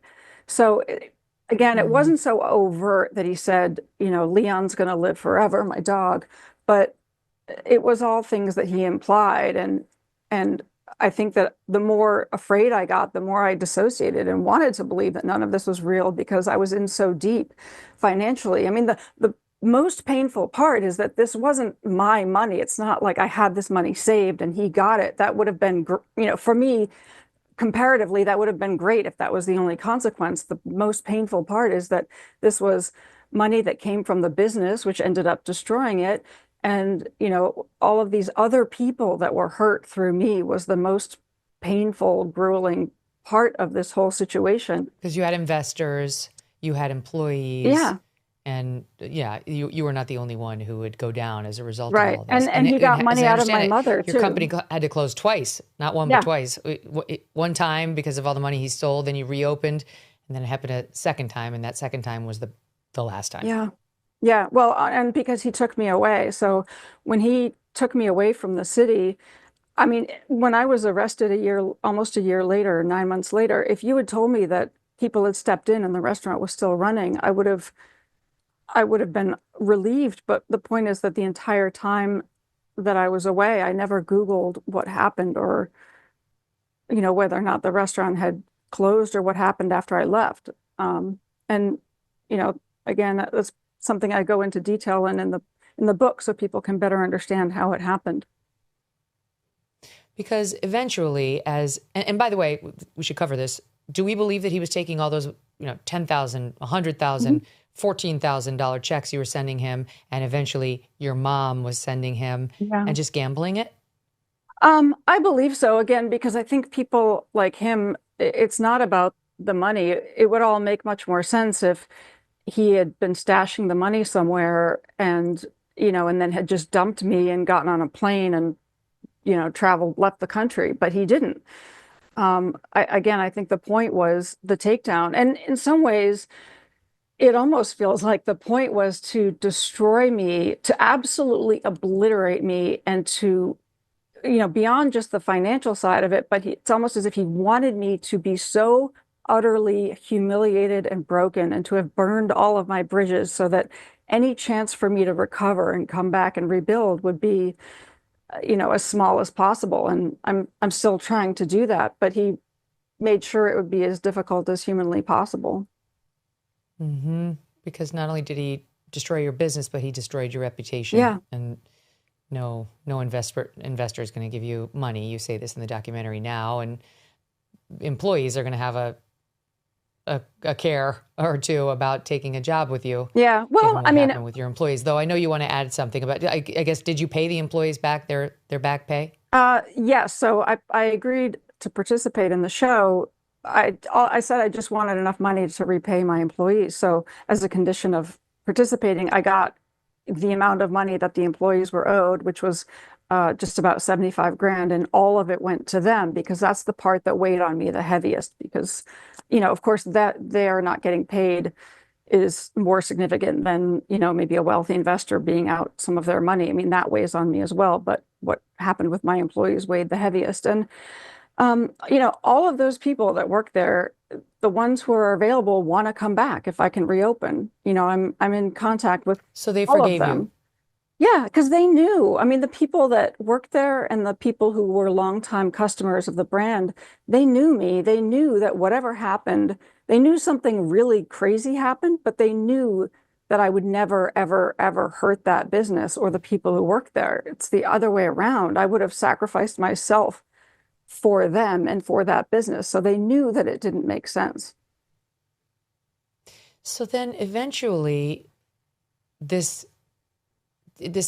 I'm still unclear, even having watched the show. This guy gets you to go kind of on the run with him. You leave New York for 10 months. You guys are down in like Tennessee for some of it, by Dollywood. Mm-hmm. You changed your name, well, not legally, but you started to go by Emma instead of Sarma. And he changed his name. You covered up your tattoo that had the name of your secondary restaurant on it. So what did you think during those times? Did you think I'm on the lam from the law? No, I had no idea that I was being sought after. And at the time I wouldn't have even, of course, what happened with the money was incredibly unfortunate, but I would have thought it's more of a civil matter, not criminal, because, again, you think that to be a criminal, you have to have criminal intent. And I had the opposite of criminal intent in this situation. So I didn't think that, I wasn't aware of being sought after by the police. But what I write about in my book and what really didn't come through is that by the time he took me away, I was so broken that there's a scene where he drives me away and I'm screaming in the car. And by scene, I mean, I write about this part in the book because it's almost the last memory I have is being in the car. And when he tells me we're driving away, I was screaming my head off, which is very unlike me, but like almost like a wild animal, just screaming. And he just let me scream. And then I wore myself out. And it's as if that was the moment when I just slid into a deep, deep level of dissociation. And from then on was in a sort of autopilot. And so if you saw me during that time, I could function, I could, talk to a barista at Starbucks, but it's like I wasn't there. And that's the part that, again, it's really hard to know how that might feel unless you've been through it. And so to answer the question, what was I thinking or what was I feeling? I wasn't thinking and I wasn't feeling. It's like, that's what dissociation is. Your thinking and your feeling is detached. So you're just like almost like a zombie on autopilot. And then the really gut-wrenching part is when I finally was arrested, and I write in my book that it took getting arrested to set me free. I have warm, fuzzy feelings for the detective who arrested me, who's a lovely person, and I think he could see what was going on. The prosecutors in New York, different story, but the detective who arrested me, he recognized the dynamics of what was going on. And then once I was arrested, it was the slow process of waking back up into a level of sanity and coming back into the real world. To me, it's like breaking a horse. Yeah. It's like once the horse is broke, it does stop bucking. It stops trying to get out of the corral. It's a different horse. Yeah. Or like the elephant that, they don't realize that they've been set free. They've just been so trained to walk in this one area that they don't realize that they could break away. It is like breaking an animal in that way. So what was he getting out of having you in this condition and just with him during these 10 months on the lam? Because you were out of money. Now, I know your mom started to hit her up for dough, and she did it because she was so worried about you. But why keep you, in other words, once like you were kind of bankrupt and I have the same question. Nothing more to get. Like you would think that by that point, he could have just dumped me somewhere and he could have gotten on a plane and left the country and nobody would have ever probably gone after him, but he didn't. And so, I don't know the answer to that question. I do know that he was, when he took me away, he then also took full control. He had access before, but he took full control of my phone, my devices, my email. So I was unaware of him using my phone to text people and using my email to reach out to people and ask for money, which is incredibly humiliating when I eventually got back into my email, 9 months later, however long it was. So he was still able to get some money out of people through me. And I think that in the end, he realized that somehow the game was over. And I can't really explain this, but I think it's almost as if I think he might have gotten us arrested intentionally, which I know seems like it doesn't make any sense, but my gut tells me that that's what happened, because he said to me either the day before or even that morning, he said to me, there's going to be one more gut shot.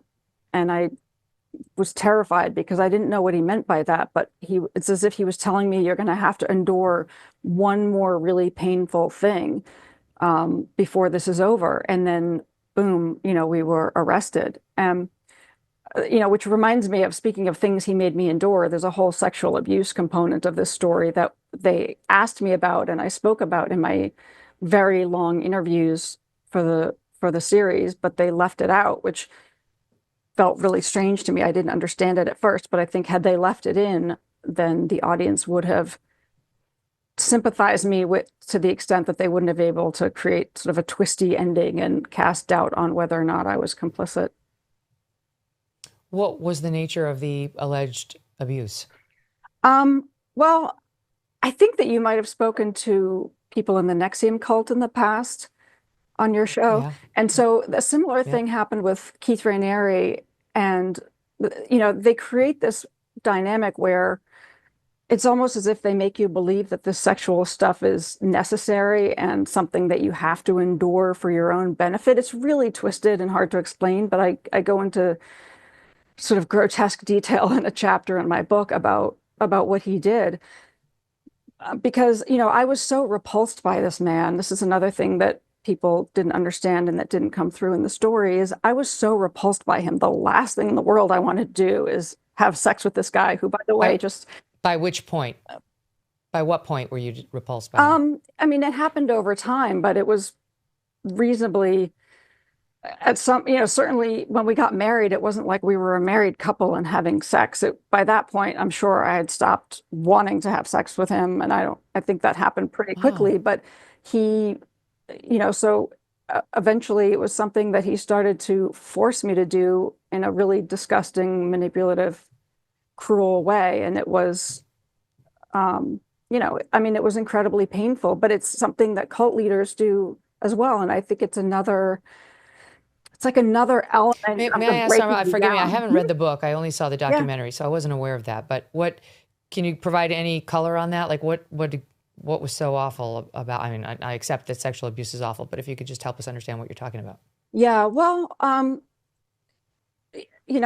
he basically told me that I had to do things. I mean, there's a chapter in my book that goes into some gross detail about this, where I come home, I'm exhausted working my ass off getting the restaurant reopened after it closed because of, the actions that he put me through. And I miraculously raised money, got the restaurant reopened. I'm exhausted. And I think that he felt me pulling away a bit, where maybe I sensed at that point I could get away from him. And so he needed a way to exert even more dominance over me. And so, he told me to bring a bottle of wine home from the restaurant one night, and I didn't know why, because he didn't drink a lot, and he wanted me to drink because he told me that he was going to have to force me to do stuff, and it was for my own good. And, he had this whole long explanation, which I don't even necessarily recall. But by that point, it was, he had created this dynamic where I have to do what he tells me to do. Otherwise, there's going to be horrible consequences. Again, what didn't come through in the show, and what people don't understand about situations like this, is fear. There is so much fear that you feel like you have to do what these people tell you to do. So it's as if it's as if somebody said, I'm going to have to, I don't know. I feel like sometimes if you use the R word, it screws with the TV, but it's like somebody says, I'm going to have to now sexually abuse you, and you have to let me. And so that's what happened. And that's what I describe in the book. Did you get a response to that allegation when you published the book from him? I mean, I haven't gotten any response from I can't even imagine. He's off doing what he did to me to somebody else right now. There was a show called Toxic that was on Discovery HBO that I ended up, I didn't want to participate at first, but I did participate once I learned that they were trying to track him down and figure out where he is to potentially hold him accountable, because at that point we knew that he was doing this to other people. And so they do track him down, and he is doing what he did to me to somebody else, and he'll continue to do that. He always... This is post-prison time. I should make clear these are allegations. We do not have the proof of that as an independent broadcaster, either of the sexual abuse or that he's doing it to somebody else, but these are Summers' allegations.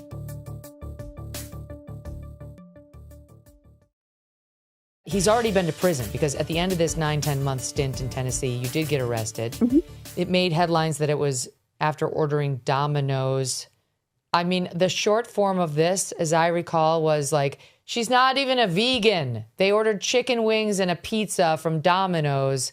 Like, the whole thing is a fraud. She's a fraud. That's where your critics went with it. Yeah. Well, you want to speak to the Domino's? Yeah, that was a tabloid narrative. And I'll point out that even the lovely detectives who arrested me, who, again, I feel very warmly towards, they pointed out to tabloids that were calling him that I was in a different hotel room than him.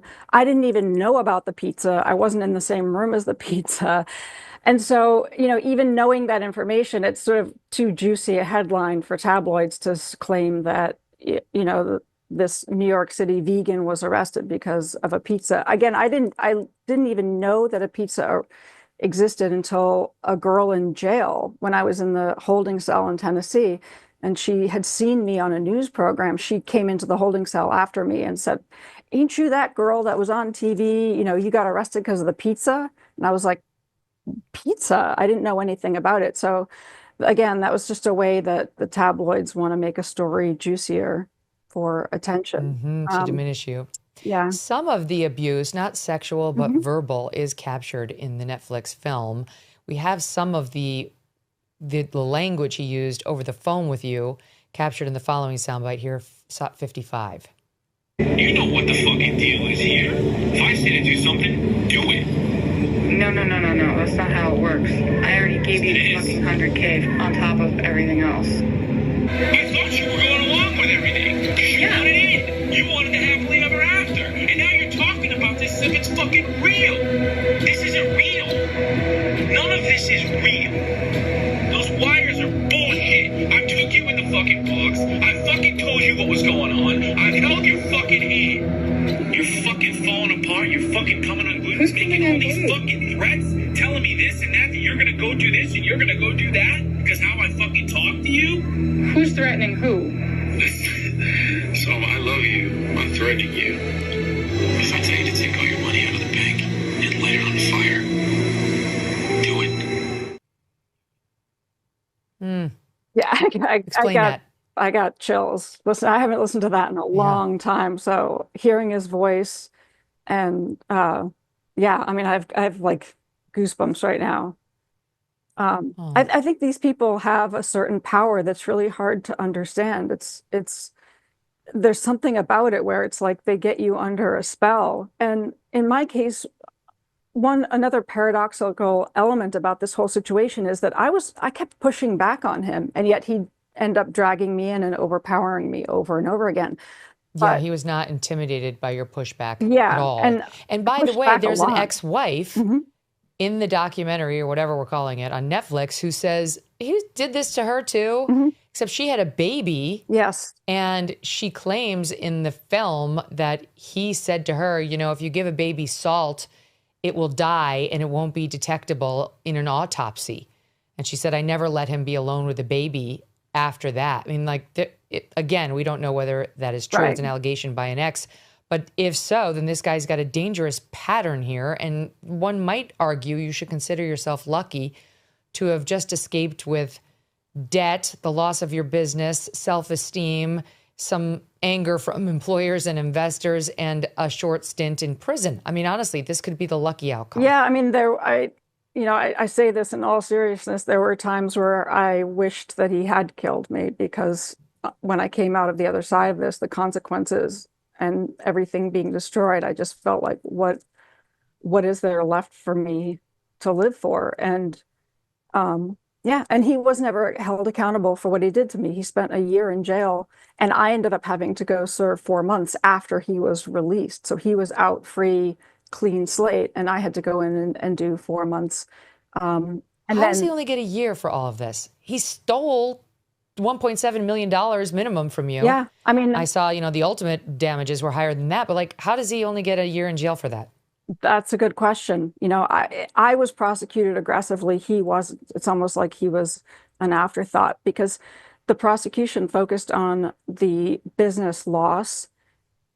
But there was he was never charged for what he did to me or to my mother. And this happened, this was 2016. So I would think that perhaps if it happened now, it might be different. On the other side of, for example, Keith Raniere getting prosecuted for what he did and the way he was able to manipulate people, I think maybe now it would have been different, or had it been a different prosecutor or just different circumstances. But did he plead guilty to something, or was he found guilty of anything?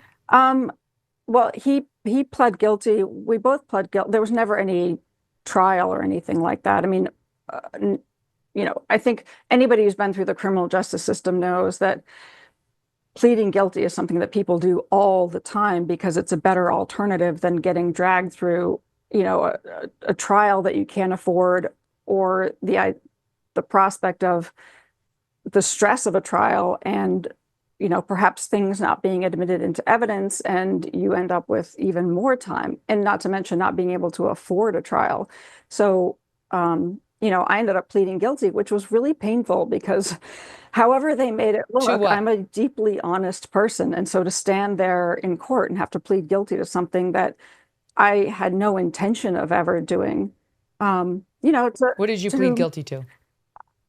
I've almost like blacked it out, but the words fraud and grand larceny were involved, and that's not me. I mean, I'm like the goody two shoes who never got in trouble in school, respects authority, does the right thing. We ran the restaurant. I had an accountant once who I was talking to about doing our taxes, and he said, "Well, how many of your employees are on versus off the books?" And I said, "Well, they're all on." He said, "No, really, tell me how many are off." I said, "No, they're all on the books. Like, we did everything by the book." That's just the person that I am. And so well, the thing that's strange about it is normally if you're committing larceny, you take the money and then you get a gain with it. You do something I lost with everything. the money that will help your life, or, I don't know, help someone you love. But what happened here was you were taking money that he was demanding and giving it to him, which he appears to have gambled away, which you do not appear to have benefited from at all. In fact, it was at great cost to you and the things that you cared about. Yeah. Like they don't have some Rolex watch, right, that you got, or some penthouse that you got. You weren't taking this money and lining your own pocket with it. You were giving it to him. Yeah. And even so, I mean, people know that kind of stuff doesn't matter to me. What mattered to me was the business and wanting to protect it. So yeah, I mean, he's the only one who benefited. I didn't. That's a nightmare. I mean, this is just a nightmare. I very much feel for you. I know some people are mad at you because they don't believe that you were mind manipulated, but I believe you. I've seen this happen with enough people. I believe you. I really appreciate that. And, I at least was lucky enough to recover enough of my communications with him that I have all the backup. It's like I naively thought that with my prosecution, the more evidence they dug up and the more they were able to recover, that it would help me. They recovered a journal of mine where I was writing about what was going on. And when I was given a copy of it, I thought, oh, okay, finally, like, this exonerates me, because surely they wouldn't think that, nothing logically made sense. Why would I have torched my own life? And, but that's not how the prosecution And he's got a history. it. Yeah, he's got a long criminal record of impersonating police officers, like a very extensive criminal record. And I was completely the opposite. But I just got very unlucky with the prosecution in my case. Mm-hmm. So sorry to bring this up, but is Leon still alive? Oh, no, he passed away a year and a half ago. I was with him when it happened. And, he had a long life. He was a pit bull, and he was 14 and a half when he passed away, but at least I got to be with him. And yeah, that's him. You give him a lot of love. Yeah. A lot of love. But it was here in this apartment. Yet another. I mean, obviously, no, but like the deluded version of you chose to believe that maybe he could save your beloved pet forever. And of course, it's yet another lie that he told you. And so now where are you and where is he? You think he's still doing this to yet another person because he's out of prison? I would imagine the Netflix film would make that a little tough for him, but who knows? Women do what they're going to do. And what about you? What for you? Good question. I was moved back here to New York, which was, where what I always felt was home, to reopen the business in the same location. And then what I said before about, I have to take responsibility for somebody that unfortunately makes a good target and is able to be deceived by some dishonest people. It's happened, sad to say, again. And so I've been a bit reeling on how to move forward, but I still have some things in the works. And one of the things that these people look for in a good target is somebody that won't give up and will keep going. And that is something about my personality, is that I will keep getting up and I will keep going and keep trying and believing in what I wanted to build the first time around. And so I may be able to pull it off for it to happen again. And maybe not. Yeah, well, I mean, really if you personally can earn enough money to fund yourself, no one can stop you. I mean, that would be a great outcome here. Even if you have to do catering, whatever, like do something to use your skills to earn enough money to open something up, even if it's not in Manhattan. That could be a first step. And I think, another going forward now, my mission always was around food and clean eating and healthy living. But I think also on the other side of this, it's really meaningful to me to have my story be as useful as possible through my book and through speaking out about what happened and this type of manipulation that, again, a lot of people don't realize that it could happen to them. And hopefully so that they might also recognize if it's happening to somebody, to a loved one or somebody that they care about, and be able to intervene and help prevent somebody going through as extensive as a nightmare as this. Alec Baldwin needs to help you. Alec Baldwin should fund your restaurant. I don't think so. Somebody else should control the finances. But why not? He was kind of played an early role on this. In a way, he was responsible for you meeting this guy. He's got a lot of money. He met Ilaria at my restaurant. So, I mean, there was a weird, and I ended up I adopted my dog because of him. That's another story that's in the book, but there's a weird connection there. And it's not, it's a lot of things just need to go right. But for me, it's a matter of finding the right partnership and people that I can trust, because, it's not that I necessarily would need somebody else to oversee the money. It's that I need guardrails. I need people that are trustworthy and honest and forthright, and that I could work collaboratively with and move forward. So that I'm I think it's not for you that you need somebody to control the finances. It's that anybody who is going to be associated with the restaurant is going to want to see that it's not you controlling the finances. Yeah, or that nobody could get just for this. For this next phase out, maybe when you're at this for 10 years and everybody sees you're good, you don't need that. But I think that's all part of rebuilding trust and telegraphing to the world that you know what happened and you acknowledge it, but you're going to earn back trust. I think that would be a great start. Anyway, I'm going to text Alec Baldwin. I'm going to tell him no, but I do think he should help you. And if not, then you help yourself. Then you're very capable. You're well educated. You have a lot of skills. I think you can earn money and help give yourself the next big start you need. I hope you do it. Thank you for telling your story. I'm sorry this happened to you. Thank you so much. I appreciate being here. All the best. And we'll see you again. Thank you, Sarma. Wow. Unbelievable, right? Like, what a crazy story. The book, again, that she mentioned is called The Girl with the Duck Tattoo. And that's where Sarma aims to set the record straight by laying out what she says is the real story. One note for you, the Megyn Kelly Show reached out to Anthony Strangus for comment regarding the sexual assault allegations made by Sarma. As of now, we have not received a response. Thank you all for joining me today and all week on Crime Week. We have a new show for you tomorrow, too. As I mentioned, I get so many emails from you all that I wanted to take some time to start this new year by answering your questions. There are some great questions that we're going to go over. There's some hard news. There's some personal stuff. There's some makeup advice, fashion. I mean, you know, we covered the gamut in this thing. We had a lot of fun shooting it, and we have that teed up for you tomorrow. So we got some new content to keep things rolling. Hope you will join us tomorrow. We'll see you then.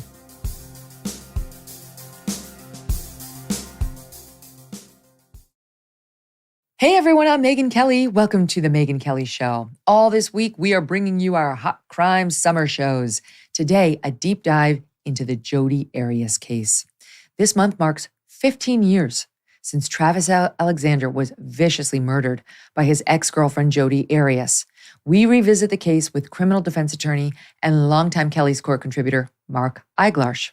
We'll take a look back at the events leading up to Travis's murder, what Jodi's life is like in prison today, and Mark will dissect the defense and prosecution in a way that only Mark can.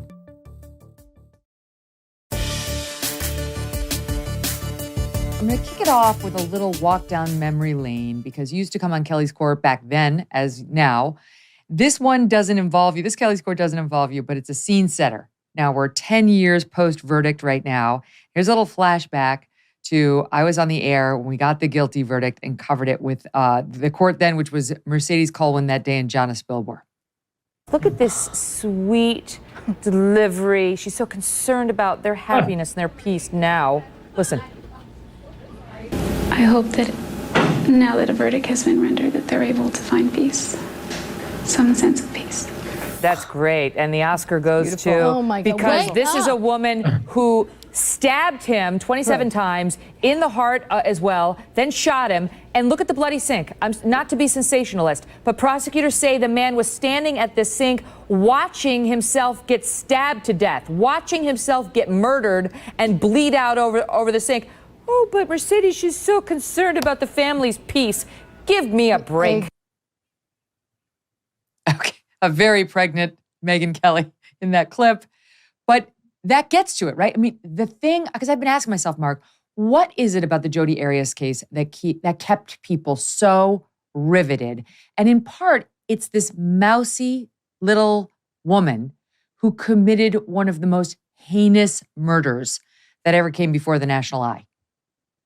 You left out one thing which is obvious, and maybe you intentionally did it, but Americans like pretty packages, okay? If she wasn't pretty, and I put that in quotations, I mean, it's not how I feel, but there is some type of objective, in Hollywood, what people look for. People found that she was attractive. And if she wasn't and she looked differently, I don't know if people would have been as interested. So let's bring that out. That's got to be something that you concede, right? And the sex, I mean, it was like an R-rated trial. It was like Cinemax back in the day. Oh, yeah. No, there was a lot of that. Yes. And she really threw punches. I mean, she really, dead man can't tell tales. He was dead. She was free to say whatever the hell she wanted. So whether it be, allegations of him being involved in kiddie porn, which he can't defend, or him wanting to do, which really was documented because you heard those horrible audio tapes of him, some of the things he would do to her, which weren't meant for public viewing. It was just horrible. All right, so let's start at the beginning. These two meet in 2008, I think it was 2008 at a business convention, and 2006, September. These two meet in September 2006 at a work conference in Las Vegas, Nevada, Jodi Arias and Travis Alexander. And then they start dating a few months after that. As far as I can tell, Mark, they were only dating for like 4 months, but then continued to sleep with each other. Yeah, it sounds like it became very physical, very quickly, and she's the manipulative type, right? So I can't imagine this was pure love. I think this was lust. I think this was her, playing the angles, looking to manipulate him, and she jumped all in real quick. Did we have any evidence that prior to that relationship, because I think she was like 28, he was couple years older than that she was some sort of a psycho, that she had, problems with other partners in turning into a stalker or any other criminal history? I don't remember hearing anything like that. I heard little stories, but everybody comes out of the woodwork on high profile cases. Nothing that I attributed as credible and believable. So he was a Mormon and she wasn't until after she met him, right? Right. She became a drive-through Mormon. All of a sudden, I'll convert. I'm sure that was, again, to somehow take one step further into his good graces. So they meet. Here she is getting her, I don't know. Is it a baptism into the Mormon faith? I'm not exactly sure how we would refer to this, but they date from February of 2007 to June 2007. And then they break up and maintain a physical relationship. 1 year later, she appears to stage a burglary at her grandparents' house. This would become important because it was 1 week before the murder. And what happened in that burglary? Yeah, next level stuff. She's thinking, okay, they stole a gun from my grandparents. So that gun's out there in the criminal world. So that's the gun, however, she'd like to use to potentially execute her boy. This is relevant because she would later claim when she was on trial a bunch of different things: intruders, accident, self-defense. And if she intentionally staged a burglary at her grandparents' house a week before the murder, then it's very clearly a premeditated act. Absolutely. The best she's got is, well, I brought it with me for protection. I was going on the road, whatever. I didn't mean to kill him. I had it with me. Doesn't necessarily mean she wanted to kill him, but it's strong evidence of it. But I got to go back. There's something that's bothering me, and it'll bother me tonight, Megyn. I had brought out that she has a pretty shell to many people. Did you concede that? Is she what you would call attractive? And I'm not talking about her soul. I'm just saying, don't you think that played a role in why people cared so much, why the media was so into sure. this? Okay, yeah, if you have an attractive defendant or victim. I mean, I think she was prettier when things started. And then when she took the stand, when she was at trial, she tried to make herself look very plain Janey, mousy, but like the blonde and, the naked pictures, obviously she's got a very good body. All those things play into, what's happening there? What that kind of a person, right? All right, I got what I needed. You can move along. I got it. I just needed to know that. Okay. So the date of that burglary was May 28th, 2008. June 2nd, 2008, which is now 2 days before the murder, she rented a vehicle from Budget Rent-A-Car in Redding, California. And then on June 4th, 2008, Travis Alexander was killed in Mesa, Arizona. So, I mean, to me, this does all look like premeditation. She looks like a jilted lover who became a stalker, who became obsessed with him. We're told that in, I think, April, right before the fake burglary at her grandparents' house, he was going to go with her on some trip. Right? And then he bailed. Cancun. Everybody wants to go to Cancun, baby. And then she thought she was in the money. She was going to go with him. It's going to be romantic. He's going to really spend the dough on me. It's going to be romantic. And he picked another girl. That was it. Mm-hmm. And that really can be the catalyst for a lunatic. Like, you never know what's going to set some crazy stalker off. Sure. To the point of murder. It'll disappoint any normal gal who has strong feelings for someone for whatever reason. But when you take someone who's, got 51 cards and isn't all there, that can really amp it up. Yes. Mm-hmm. All right. So that's, as near as we can tell, like one of the last final acts he does that gets in her head somehow. But they had been on again, off again with the sex after breakup. So, who knows how this exactly files in. June 4th, 2008. That's the day of the murder. And we'll get to what happened that day. But weirdly, his body was not found for another 5 days. Why? Do we know why that was? Like, did he not have a job? Did he not have friends? How do you sit in your, how is it that a body's 5 days in the apartment without anybody noticing? Yeah, it was like that. I'm trying to think of the specifics, but he was supposed to be somewhere and then they checked in on him. I think a friend did. Finally, he wasn't there. But yeah, I don't think he had any place that he had to be. He didn't have roommates. He didn't have nosy, parents coming around. So yeah, it just happened. Wow. All right. So the day of the murder, June 4th, what happened? She goes over there, and what happened? Oh, I don't know. Meaning, we have what was alleged by the prosecution. The jury found her guilty. You never really know exactly what took place. But what it looked like was she had a plan to execute him. And that's exactly what happened. She tried to defend with, he was attacking me. And that was malarkey. Initially, though, I think she was on Inside Edition and told a few people I wasn't there. I was framed like the Mona Lisa. I had nothing to do with it. And then when the evidence comes out, like most of my clients do, they go, oh, wait, you got that evidence? Okay. I was there, but that's what happened. So initially, the murder happens on June 4th. She leaves. We know, she winds up confessing on the stand. We know she did this crime now. Right. But she left the crime scene. Yeah. No one finds Travis until his friends realize he's not showing up at events, etc. And they go to his house. The friends find his body in a crumpled heap in his shower, right. An incredibly bloody crime scene, and called 911. Here's a bit of that call. Hello.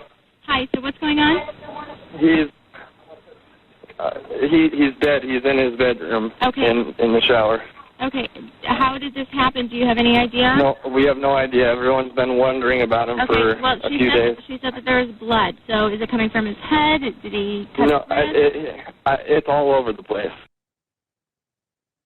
And right away, Mark, the friends suspected her. They described her to the authorities as a potential stalker. And that's what Travis had been saying about her. But they did have sex that day, right? It appears that they had hours and hours of some sort of sexual interlude prior to the murder. That's what's so unusual. Listen, this guy clearly was a guy with strong emotions, which is the nicest thing I can say about him in terms of that. And, they went at it. And my guess is there were some discussions. Maybe that was her way of trying to convince him to pick her and replace the gal that he did select for Cancun, to go, I don't know. But something happened and she snapped if she didn't plan on doing this anyway, no matter what.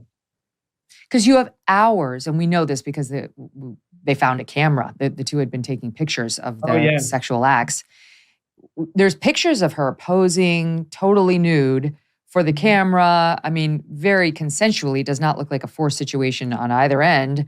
So for sure, and it looks like it went on for hours. Megyn, I gotta know. What do you make of that? In other words, I want to know what you think. Why are they having sex? The next minute, she's executing him in a horrible, horrible, tragic way, which we're going to get to. But why do you think, what's the sex about? What do you think? I think it was like a goodbye gift from her to him, though he didn't realize that's what it was. I think he thought it was just a genuine hookup. And I think she had this whole thing planned. She went there to murder him. And this was her farewell, send off to the guy. I do. That's why she's a sick effer. And so I think she had the whole thing planned out. And there's no other reason. Okay. That is just cold as ice, baby. Wow. That's her. Okay. That's what's interesting about her. From a, I never thought humanity about that. Perspective. Like why, in fact, in my mind, I couldn't wrap my head around that theory. And so I then thought, okay, she's got it just in case, whatever. And then things go awry. And then she kills him, either second degree, or she just said, okay, it's part of my plan that I'm now going to implement. And she had time to think about it when she's there and she does it. But I don't know, man. You think she knew she was going to kill him prior to having sex with him? Yes, I do. I think the whole thing was planned out in great detail. But she's a bad murderer. She was effective at committing the murder, but very bad at covering up her tracks.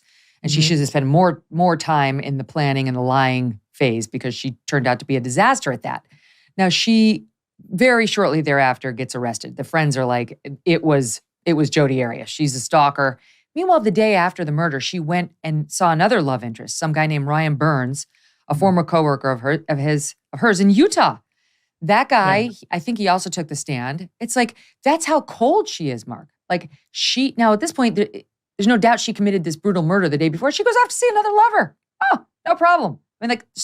Yeah, consistent with what you were saying, like to be able to have sex with this guy before she kills him. You know, there's Travis. All right, he's dead. She seems to just manipulate. And this is also what I know after the fact. I'm jumping ahead of how she manipulates everybody in prison and stuff like that. But that seems to be her MO. I don't know that type of person, but someone who can't have an honest relationship, and it's all about manipulation. So she probably had numerous fellas in her life, including the guy you just mentioned, where, okay, on to him. What do I need from him? Let me manipulate him to get it. Mm-hmm. And they tend to be narcissistic personalities, right? Who it's all about them. You only matter to the extent you reflect off of them. You cannot leave them. You certainly cannot dump them the way Travis did with Jodi. And that's why you can't process it as a normal person, because normal people don't react that way when they get dumped. It's sad, but we don't kill anybody. So she goes to see Ryan Burns, and then let me tell you this. Yeah, that type of person gets very misunderstood, because the average juror who's arguably like you and me, you know, who's got sensibilities, the right moral compass, who goes to work every day, kids, family, normal, they come in and they're trying to analyze the actions of some of these people. And a lot of times they're like, well, wait, that doesn't make sense. I wouldn't do that. There's no way that happened. I couldn't have done that. Even with the Murdaugh trial, to this day, I know he killed his wife and kid, and OJ killed. You know, it's hard for me to actually see it because it's so foreign to me and what I would do and what the average juror can wrap their heads around. Well, that plays into the brutality of the crime, because you look at this beautiful, tiny woman and you do not think she would be capable of this. You know, you see like two big muscly men with the tats in the prison in their background, and you think, oh, okay. Teardrops from the eye. Yeah, the tattoos. Yeah. You see Jodi Arias, you think, no, because the level of violence that went down at this crime scene was unbelievable. How does she carry this 27 out? stab wounds. Oh, yeah. A slit throat, and a gunshot to his face. And the medical examiner testified that the actual like slicing was extremely deep, 3 to 4 inches deep into his neck. I'm trying to find the exact the description of it, but it was absolutely merciless. She nearly decapitated him while he was in that shower. She clearly went in there while he was showering and nearly decapitated him, stabbed him 27 times. And then the medical examiner said, after that, shot him in the face. So, I mean, the level of anger behind that, Mark, speaks to what? I mean, I don't know. What do we glean from the level of violence? It goes back to what I keep trying to do in my head, maybe as a defense lawyer, as a compassionate soul, to believe that something went down before that happened, that he said something that set her off. I find it hard to believe, although I'm not relating to this type of person, that she, and this is probably what she did, that she had the whole plan, and this was, as you say, her goodbye love session, and then I'm going to get him in the shower, and she did. It just seems more consistent with someone who is set off by some words or action. How can that be? Okay, but how can that be? Because we've seen the crime photos, and among the photos that they found on the camera, which she left behind, there are photos of Travis in that shower. And it appears to be after the lovemaking. You know, he's in the shower, he's not wearing his clothing. And that's, of course, we know where he was killed. And he's okay. There are photos of him in the shower, he's okay. So you don't have a fight. I mean, like an errant word from the shower as she was photographing him naked after their lovemaking. That doesn't make sense. My theory makes much more sense. No, it might. Listen, I'm not defending this woman at all. I'm just saying as a human being, I'm just opening up and telling you how it's still hard for me to wrap my head around what she did. It's so challenging. And it's hard to understand how she, this life-thin little thing, could kill him, could kill a man. He wasn't overly large, but he was bigger than she was. Sure. And how do you stab a man 27 times? I mean, he was in the shower, I guess, so he's vulnerable and he's not expecting it. But I mean, if that slice across the neck was number one, then that would have been the end of it. And it probably wasn't. I think the medical examiner said that those defensive wounds on his hands likely came first, which would make sense. He's caught off guard. He goes like this. She continues to stab. But you just said it. He's off guard. He doesn't expect it. He's vulnerable. He's got nothing to defend himself except a bar of soap. What do you do? She knew what she was doing, and she's passionate and aggressive and wanted it done. And then to shoot him after the fact, as Emmy said that he didn't see a brain hemorrhage from the bullet in Travis's head. And he said there would be if the bullet had gone in there while he was alive and his blood was pumping. So she shot him. She just made sure, he was 100% dead. She wanted this guy dead. She was very angry with him, which again suggests, I think, my theory. She was angry. She was dumped. She was angry she wasn't going to Cancun. You don't dump somebody who's a narcissistic sociopath like Jodi Arias. And the whole thing was a setup. That's, that seems to be what the evidence suggests. I agree. I just cannot relate. It's going to take me some time to process. Probably tonight as I'm laying down writing my gratefuls. Wait a second. She had sex with him as a goodbye. Megyn said that, and I trust Megyn. I believe her. And then executes him in the most violent manner. In other words, after stab number 16, that apparently wasn't enough for her. It required another few jabs. Right now we're at 21, 22. Still not enough. I need about 6 more. And then I'm going to slash his throat and shoot him. You really do have to think about what she actually did to appreciate how abhorrent this was. My God. And then leave his crumpled dead body in the shower like he was trash. Mm-hmm. She did get arrested a month and a couple of days after the act. Then more bizarre behavior came out. I'll get to the interrogation room, but she gave an interview to Inside Edition.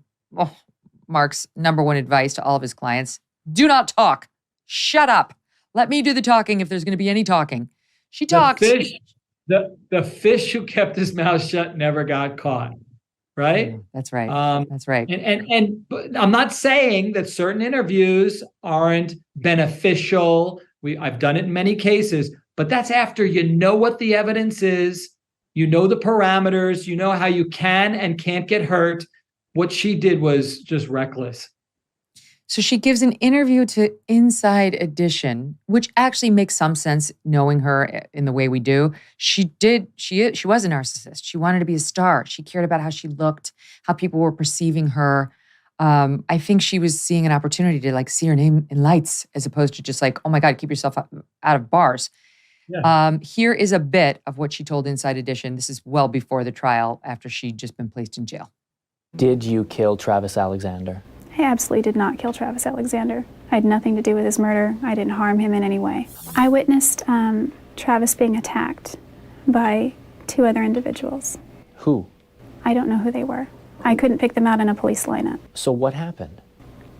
They came into his home and attacked us both. You did not shoot Travis? No, I've never even shot a real gun. You did not stab him 27 times? No, that's heinous. Or slit his throat from ear to ear? I can't imagine slitting anyone's throat. No jury is going to convict me. Why not? Because I'm innocent, and you can mark my words on that one. No jury will convict me. Oh, man. Oh man, Megyn, we could do an hour just on that. There is so much there. Okay. So wait, all right. So let me just go.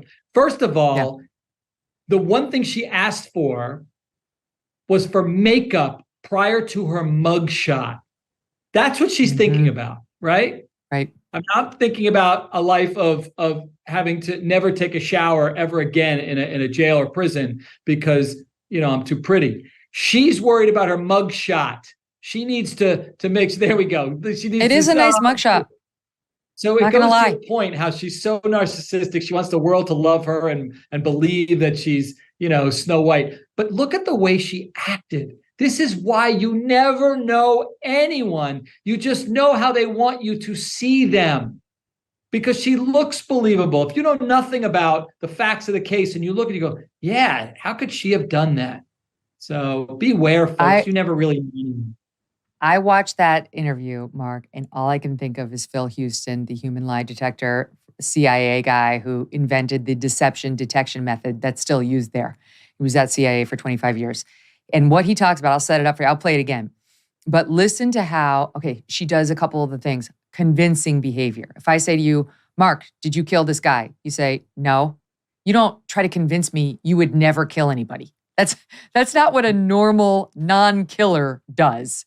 So the convincing behavior, the deflecting behavior, the qualifying statements, the trying to convince you she's a good person. Listen to it again, understanding those are signs of deception. Did you kill Travis Alexander? I absolutely did not kill Travis Alexander. I had nothing to do with his murder. I didn't harm him in any way. Right I witnessed Travis being attacked by 2 other individuals. Who? I don't know who they were.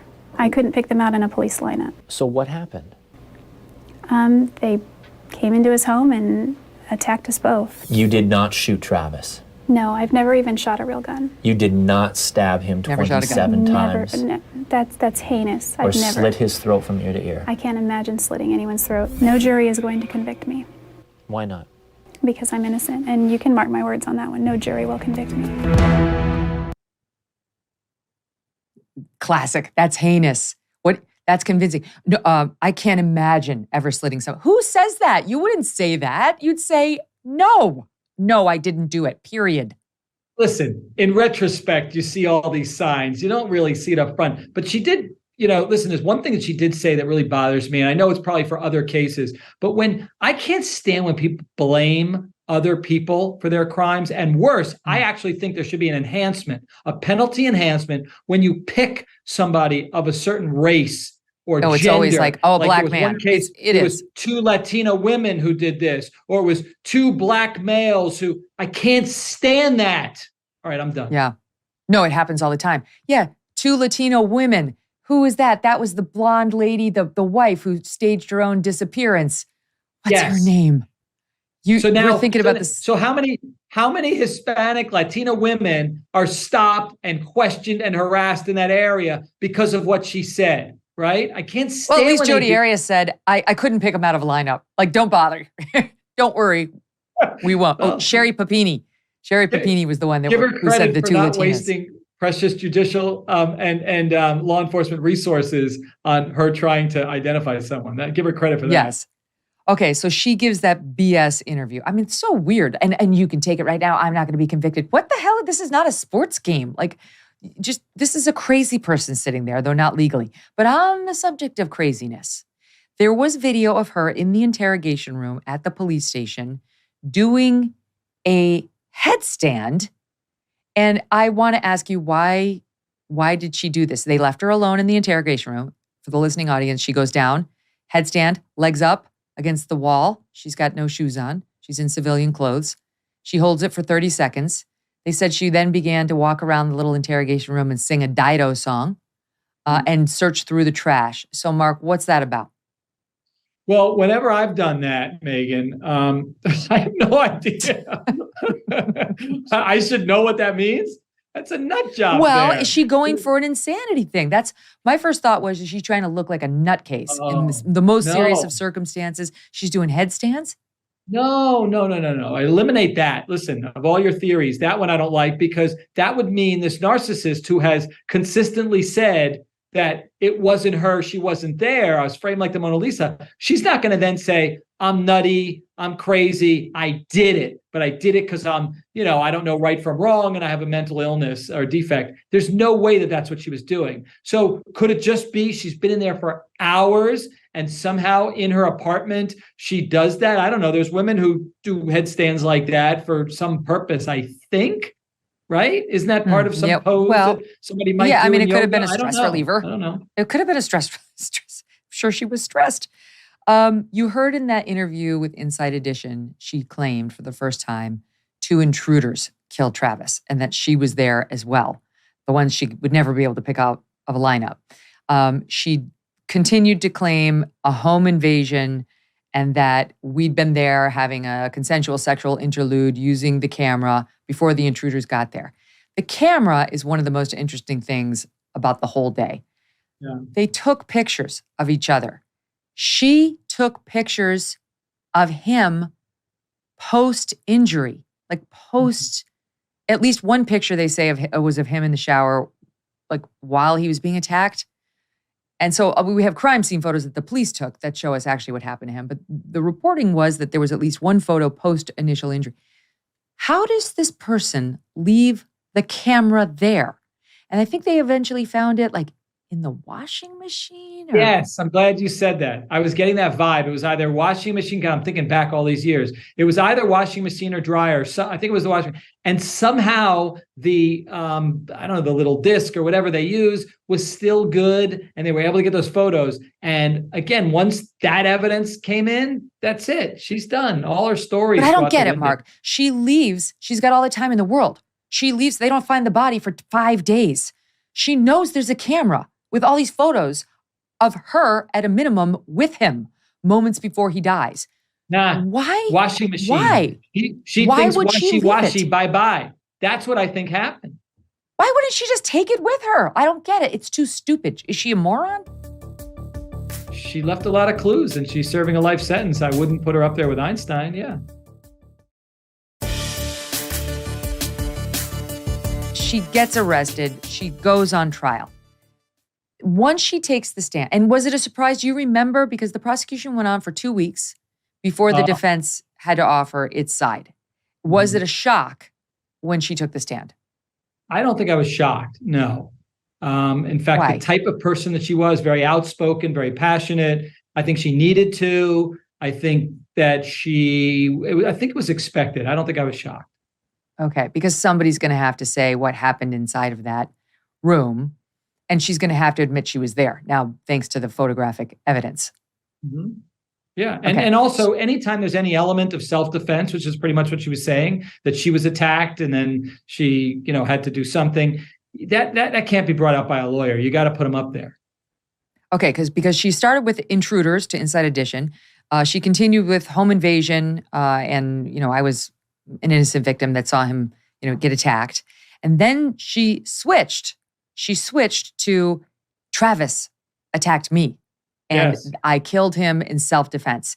She, in August of 2010, she submitted a request to the court to have letters allegedly from Travis Alexander admitted into evidence. The letters were meant to help prove her new theory of self-defense. The prosecution objected, saying the defendant argues that the letters are relevant to her claim of self-defense and that she was a victim of previous sexual and physical abuse by Mr. Alexander.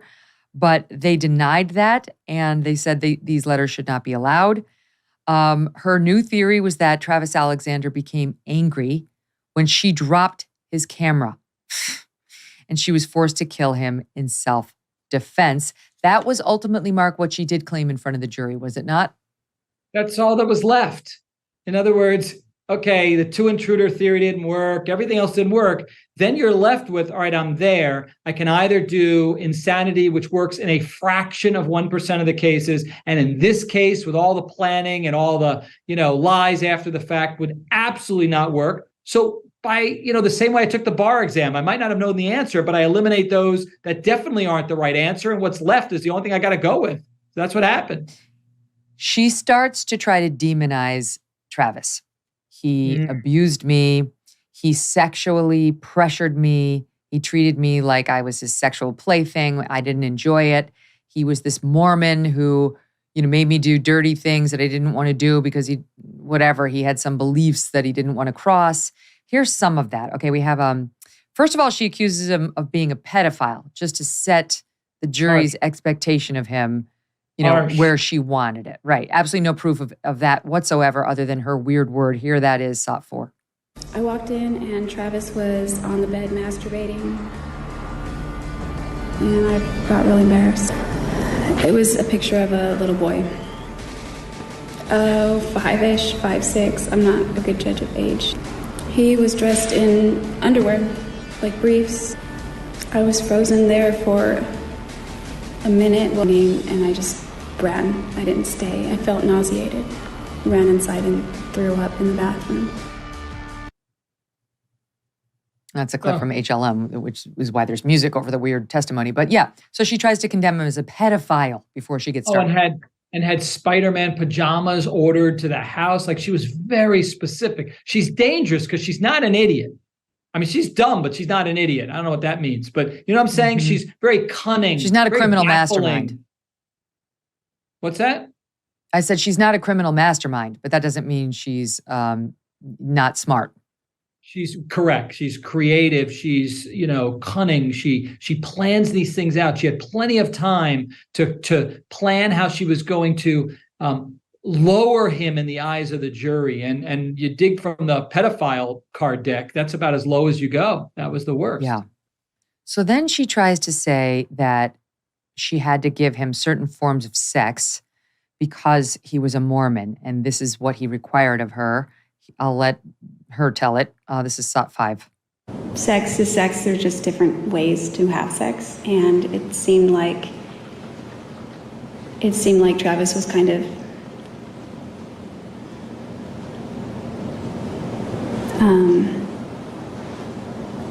I don't know how to put it, but it just seemed like he sort of had like the Bill Clinton version, whereas over here it seemed like, oral and anal sex were also sex to me, but not for him. So now she's Jodi the librarian, right? She's got her little glasses on. He made me do it this way and the other way, this pedophile, right? So this is the defense. And this is one of the reasons why America was riveted. So transparent what she's doing, to me anyway, and I think to the jurors also, but you still got to do it. You dealt the cards that you have, you got to play them, and you have a horrible defendant, but there's no other way to advance that ridiculous self-defense theory. Well, is that true? I mean, if you had been her defense attorney, what would you have done?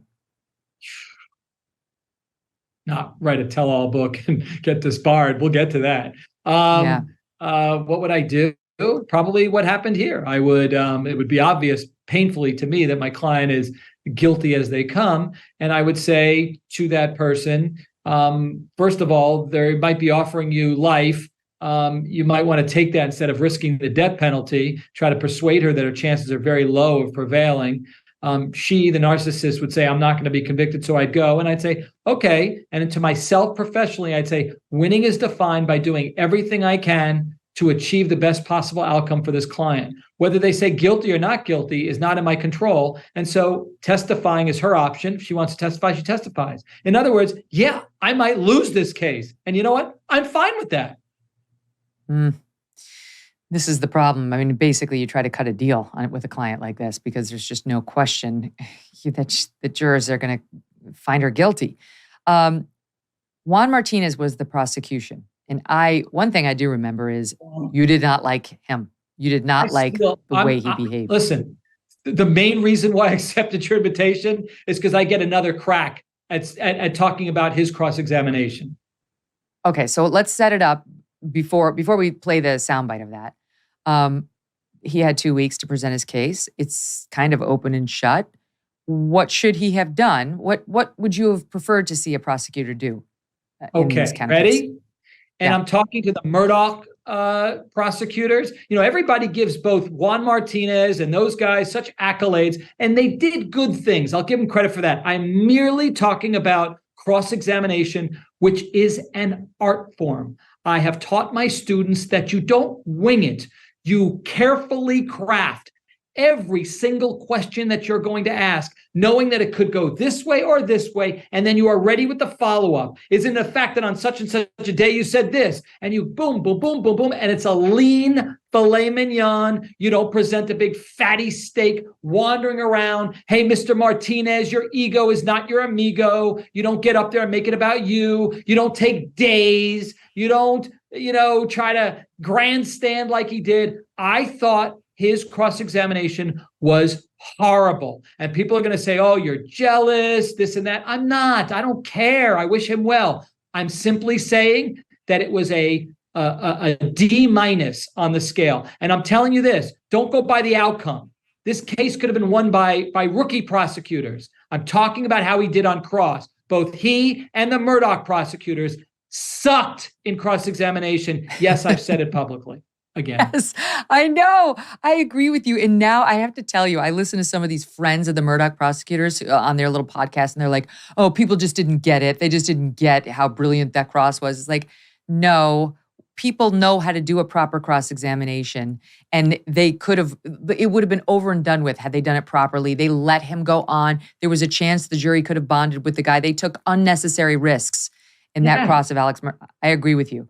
Okay, so here's one. You don't take credit because the guy, either the guy or in this case, Jodi, looked bad. Oh, look at me. I made her look bad. She would have looked just as bad without the opportunity to then explain, humanize, go on and on. There's no need for that. There's no reason to take a risk on a single question. Good lawyers carefully craft everything. We think about everything we're doing. These guys look like they were winging it, and they were. That's unacceptable. And you stay in control the whole time. You're the one who's speaking. The witness is just there to say yes or no. That's it. You are the one who's telling the jury the story. They're really listening to the prosecutor. With limited exceptions, when I know no matter what they do or say, they're hanging themselves. So every now and then I'll throw that in just to switch it up because I know there's not a single answer that's going to score points for them. Mm-hmm. Well, let's let the audience get a flavor of Juan Martinez. Here is the prosecutor, Juan, trying to have Jodi demonstrate Travis's alleged attack because she's claiming I dropped his camera, then he came for me, he chased me. That's why I had to kill him. Here's just a little bit of that exchange, and then I'll play the feistier one. Ma'am, if you would mind, stand up, go to the left, and show me the posture of Mr. Alexander immediately before he rushed you, according to you. As he was running. No, just show me. That's what I'm asking you to do, not talk. Show me. Show me the linebacker pose. He got down and... Well, show me the linebacker pose. That's what I'm asking for you to do. Okay. He went like that, and he turned his head and grabbed my waist. Just like that, correct? Pretty much. And he grabbed your waist, right? I can't say it's just like that, but that's what I remember. Well, no, just I want, without talking, just show me the pose. He got down like that. Like that? Yeah. All right, go ahead and have a seat then. He's already annoying. Megyn, let me add him. Okay, first of all, nobody likes a bully. And I'm telling you, I've actually, during jury selection, excused jurors. One woman I saw when I was speaking, because I was like, I turned to this woman, I said, you said you could be fair to my client, but I'm really wondering, ma'am, I get a sense that, and I really questioned her very firmly because I really wanted her out if she wasn't going to be on board with the plan of being fair. There was a tear that fell down from her eye. And I realized in that moment, I asked her, I go, is everything okay? She goes, I don't know. It's just your energy. Like, I feel like and I realized, oh my God, I'm too much for people at certain times. Similarly, what Juan Martinez is doing is being so overly aggressive, unnecessarily, that has to turn certain jurors off. There's no reason to be that way in a case like this. That's the first criticism. I've got more with what I just saw. Okay, there's more coming. I'll play another soundbite and then you can resume. There was this tense moment where she got after him for his style. It got to the point where she actually had to call him out. Here's a little bit of that on SOT 7. What factors influence your having a memory problem? Usually when men like you are screaming at me or grilling me, or someone like Travis doing the same. So that affects your memory problems, right? It does. It makes my brain scramble. So you're saying that it's basically what you're saying is Mr. Martinez's fault, that you can't remember things that are going on. It's not your fault. I'm not saying that. You're saying that, isn't it? No, I'm not saying that. Is there something about a certain decibel of the voice that creates problems? Decibel, tone, content, sort of a combination of those factors. Go ahead. God, it's so horrible. And the public doesn't understand because they don't see great cross-examinations when they're watching these high-profile cases. I haven't seen it recently. There's been some examples. There's some exceptions. None that come to mind right this second. Johnny But Depp's lawyer with Amber Heard. What's that? Which one? Johnny Depp's lawyer cross-examining Amber Heard. Very effective. Probably. I'm trying to remember. Remember? I can't remember her name. She became a star. She's now an NBC contributor. But she did it exactly the way we're discussing. It was textbook, Mark. It was, isn't this true? Isn't that true? And then you did this, and then this. Isn't that true, Miss Heard? Your Honor, please direct the witness to answer my question and not to go on like this. Like she controlled the witness. What's her name, Steve? Camille Vasquez. Yeah, she was good. She was solid.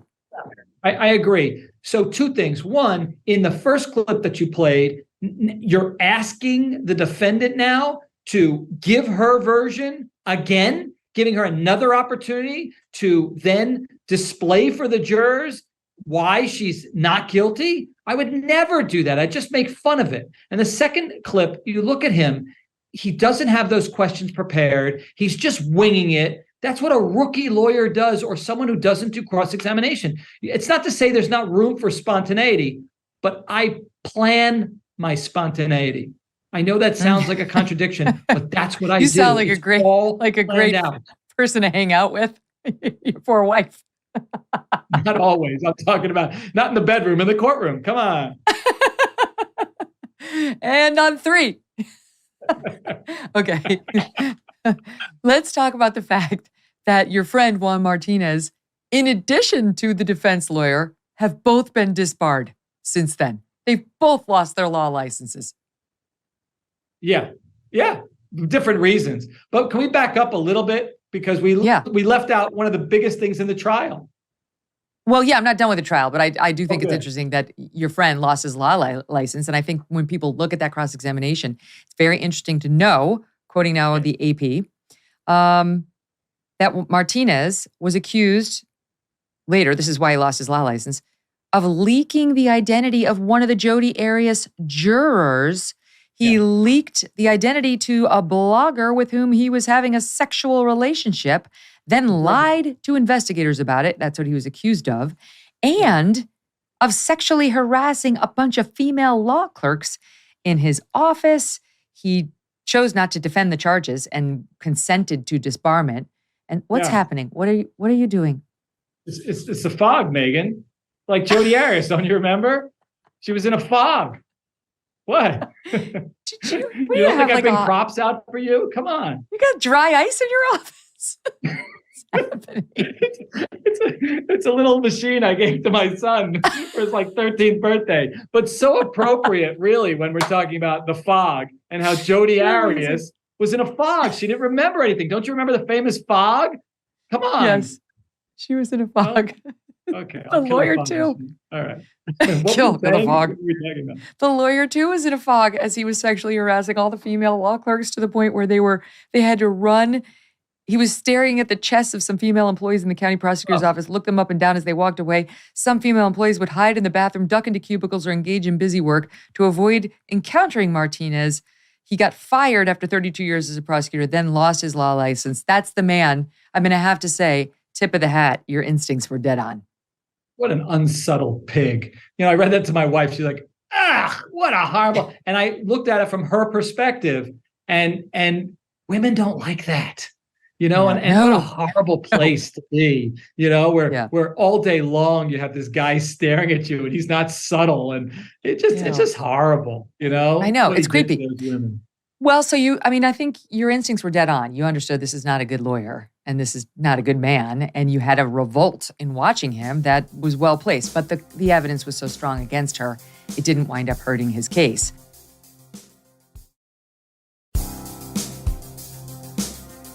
He did ultimately get a confession on the stand, which was rather helpful. We knew that she killed him because she was claiming self-defense by that point, but here is the moment of confession on the stand when she breaks down Sod 8. Would you agree that you're the person who actually slit Mr. Alexander's throat from ear to ear? Yes. Would you also agree that you're the individual that stabbed him in the upper torso?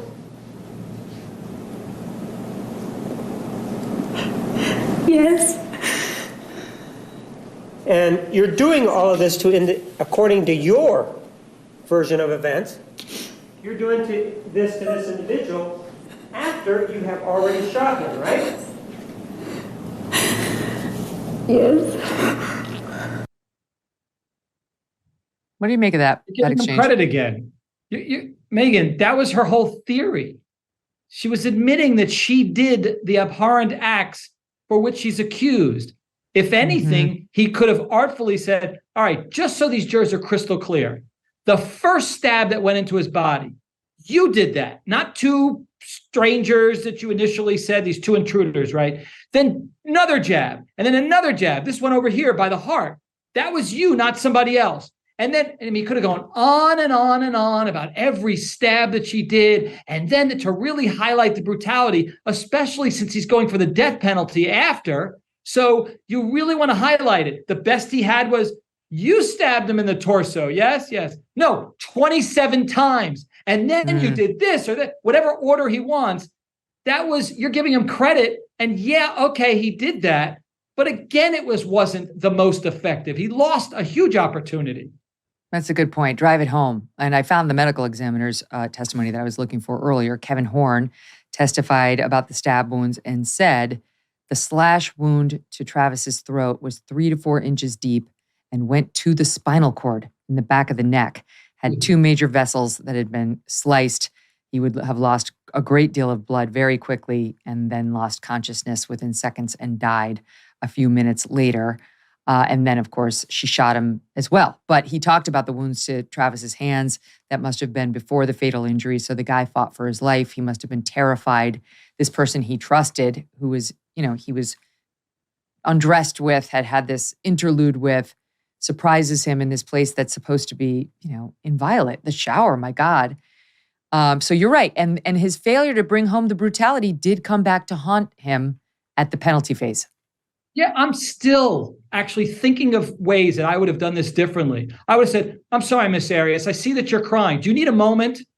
And by the way, Miss Arias, were you crying? Stab number 7. Were tears running down your eyes then? When you did this, were you crying then? Okay, do you need time? I'll ask the judge if you need a few minutes, but I'm not going to let her hide her face in that tissue and put on that act. Miss Arias, can you look at me? I'm asking you some questions. If you need time, I'll give you some time. She's hiding her face. The jurors need to judge her credibility, Your Honor, assuming the judge wouldn't allow me to control her that way. I'd go sidebar and say, Judge, they're judging. She's hiding her face. I want them to see her face. She needs time. I'll give her time. But I'm not going to let her bury her face when I'm asking her to talk about the most intimate of brutality that she committed. No way. That's a good point. Does anyone have a scrunchie? Who's got a scrunchie? Let's get that hair back. Right. No, you're right. That was clearly a tactic. Well, the jury didn't buy it because after she'd been on the stand for, they say, 18 days between direct and cross-examination. Many felt that was a tactic by her defense lawyer to create a bond between Jodi and the jury to where they could not vote for death. Do you agree that was a strategy? 100%. And let me just say this. I just finished a federal trial. My client wanted to take the witness stand. My direct was extremely long. Number 1, I'm humanizing my client. Number 2, there was a lot to talk about, right? Number 3, it is difficult when they don't know who your client is. The prosecutors will always call him the defendant. I'm here to humanize my client. And yes, in that case, they want to slaughter her. They want to kill her, right? The ultimate sanction. So that serves a purpose. Kudos to for the defense lawyer, not the prosecutor, the defense lawyer. I don't care how long he takes, as long as it's productive and it's routine. They've rehearsed it all. It's choreographed. She could look great on direct, long. Cross, not the same. What do you mean? Cross needs to be tight. It needs to be planned out. It shouldn't go for more than a day. And certainly within that day, I'd say a few hours, you can make your points. That's it. Okay. Days? You don't want to Juan Martinez show? This isn't about you, dude. Stop making it about you. You don't want to prolong the relationship between this person and the jurors any more so than the defense lawyer did on the direct. All right, so the jury gets the case. Ultimately, the jury was read in court. Here's soundbite 9. The State of Arizona versus Jodi Arias, verdict, count 1. We, the jury, duly impaneled and sworn, and the above entitled action upon our oaths do find the defendant as to count 1, first-degree murder, guilty. 5 jurors find premeditated, 0 find felony murder, 7 find both premeditated and felony. Signed, 4-person. Is this your true verdict, so say you want it all? I mean, it wasn't a shock. She actually looks kind of surprised to hear the verdict. Well, it wasn't a shock to anybody. don't credit her with having real emotion and equating whatever she just did to how you and I. She's in a whole different area code psychologically. I don't know what that was. Right. We don't. It was more acting. Well, then we moved on to the penalty phase. Will she get life in prison or will she get the death penalty? And that is, in Arizona, is up to the jury, at least on the initial go-round. And so the jury had to wrestle with that. She got to say how she felt about the death penalty in an interview with Fox 10 Phoenix the week she was found guilty. Listen to this, SOT 11. I believe death is the ultimate freedom, so I'd rather just have my freedom as soon as I can get it. So you're saying you actually prefer getting the death penalty to being in prison for life? Yes. Then here she is, Brilliant. addressing the Megyn. jury. Yeah, go ahead. No, Megyn, come on. That was brilliant. The like that? ultimate in manipulation. That's what Nicholas Cruz should have done. I want death, for killing all those kids at Marjorie Stoneman Douglas. Again, it's reverse psychology. She doesn't want to die. She doesn't want to be on death row. She's going to be the queen in prison. She wants to live out her life. And so she just does the twist. That's the ultimate manipulation for that, I'm sure. So she did it with the jury as well. Here's a couple of sound bites of her addressing them. We'll start with SOT 12. This is the worst mistake of my life. It's the worst thing I've ever done. You think? It's the worst thing I ever could have seen myself doing. In fact, I couldn't have seen myself doing it. Before that day, I wouldn't even want to harm a spider. I'd gather them up in cups and put them outside. To this day, I can hardly believe I was capable of such violence. But I know that I was. And for that, I'm going to be sorry for the rest of my life. Probably longer. Oh, Lord. All right, Two let me things. add on to that. One, I'm offended for her making me feel guilty for killing spiders. Very offensive. I do it. And number two, come on. I mean, I see how manipulative she is. I keep coming back to that word. And she couldn't drum up any real tears either. It's like, if you really are unjustly convicted, it's you just look and sound entirely different. Here she is. Wait, and one more thing bothers me. I got to get these things off. I'm sorry to keep interrupting, but like if I don't, I'm going to think about them later. Please. Mistake. I can't stand when people call like something as complex and abhorrent and as planned out and as, just gory as a mistake, right? 27 stabs. Minimizing those were mistakes. Like Hitler calling ones? the Holocaust, an inconvenience, a minor blemish on my record. Stop minimizing things. It's not a mistake. Right. That's a good point. Like, what was the mistake? The 3-inch, cutting of the carotid artery after you stabbed him 27 times, like the number 2 through 26. Those were in any event. Now here she is asking them for, you'll listen. You'll hear. SOT 13. I've made many public statements that I would prefer the death penalty to life in prison. Each time I said that, though I meant it, I lacked perspective. Until very recently, I could not have imagined standing before you all and asking you to give me life. To me, life in prison was the most unappealing outcome I could possibly think of. I thought I'd rather die. But as I stand here now, I can't in good conscience ask you to sentence me to death because of them. Asking for death is tantamount to suicide. Either way, I'm going to spend the rest of my life in prison. It'll either be shortened or not. She was pointing to her parents when she said because of them. So, a change of heart, Mark. Yeah, how convenient. That's just so silly. I don't even have anything to say. I think I've said it already. Manipulator. This person is a household name. I mean, think about that. This woman is a household name. Most people in America know who Jodi Arias is because the media took to this case like moths to a flame. She was the star. She's a sociopath. You can see, it's fascinating to see the mind in working, like doing its manipulation. And you know what? It worked because the jury ultimately did not sentence her to death. It was a hung jury. And then they brought in another jury to try to decide. And they too could not decide on giving her death. And without a unanimous vote for it, you don't get it. And that's why she got life in prison without the possibility of parole, where she is right now.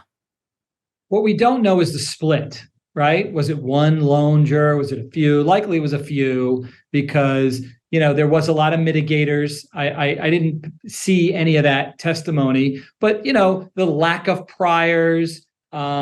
I don't want to start naming them because it'll look like I'm being sympathetic, but whatever the defense said, there was stuff to work with here. The crime was especially heinous, atrocious, and cruel, and cold, calculated, and very premeditated. The state had that going for them.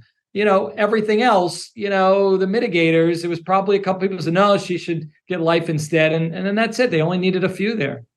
Is it true that generally they don't like to give you the death penalty if it's just one murder as opposed to a serial killer or like the guy who takes out his family, something like that? There's that. And statistically, how many women actually get the death penalty? It's very rare. And don't you tell me that looks don't matter and how she acts. People consider that. They just do.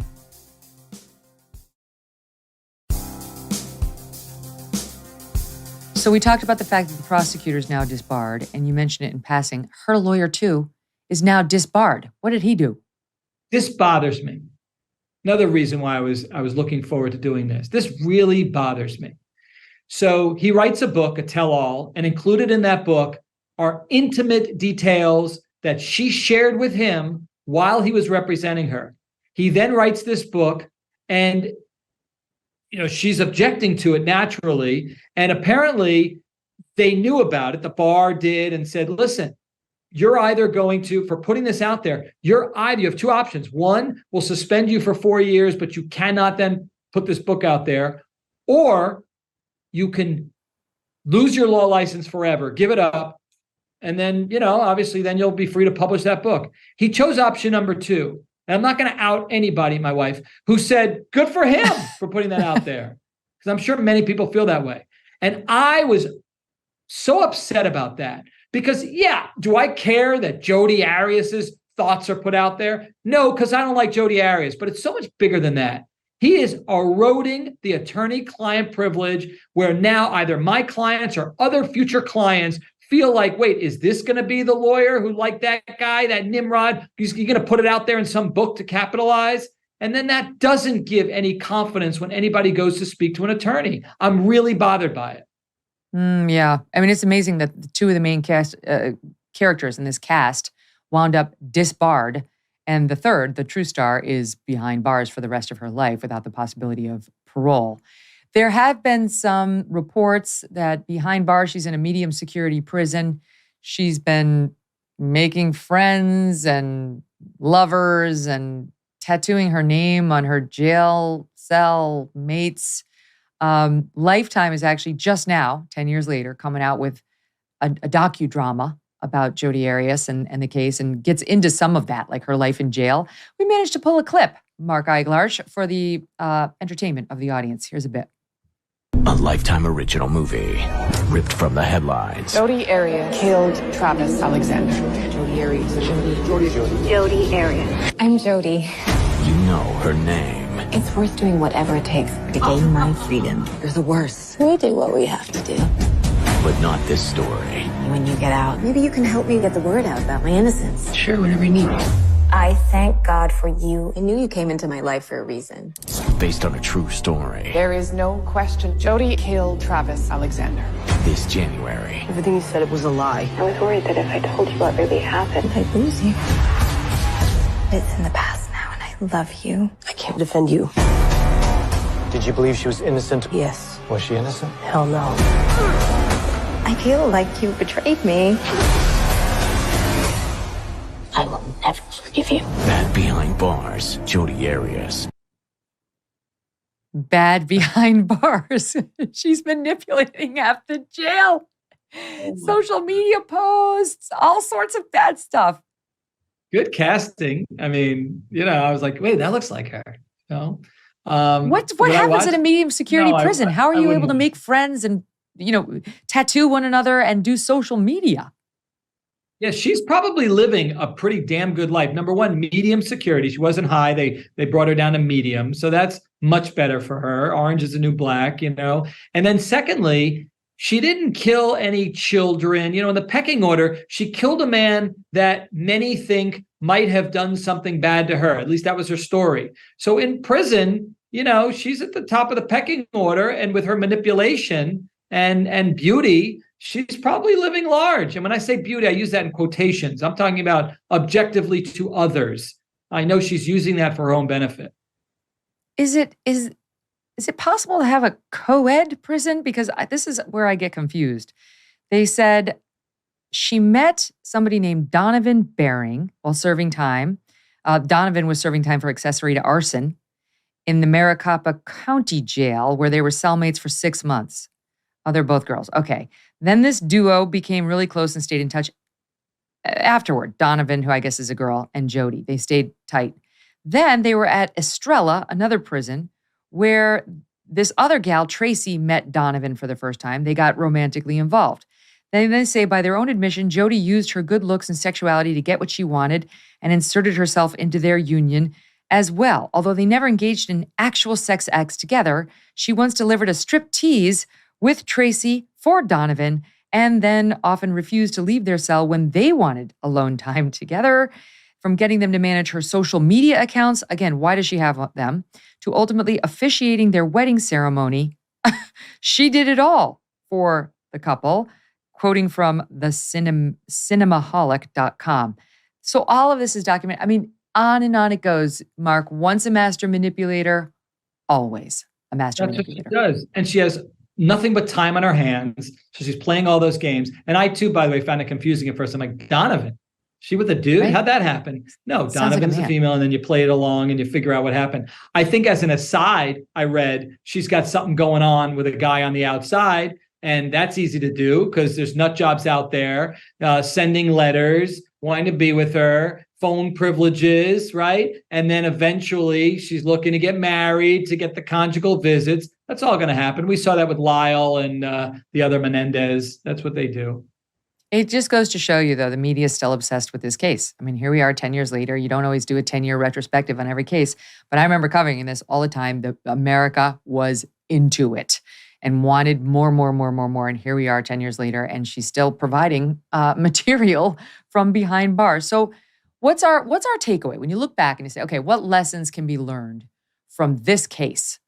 Anything come to mind? Okay, so number one, you never really know anyone. Do not judge someone based upon how they look. And even when you think that you're a good judge of character, you never know. You got to look at the evidence. So once you get the evidence, that speaks volumes. Don't judge somebody based upon their demeanor, what they say, and how they look, which coincidentally is exactly what courts are about, and that's why they get it wrong all the time. But, you know, the court of public opinion, wait, listen to all the evidence, and then you can decide.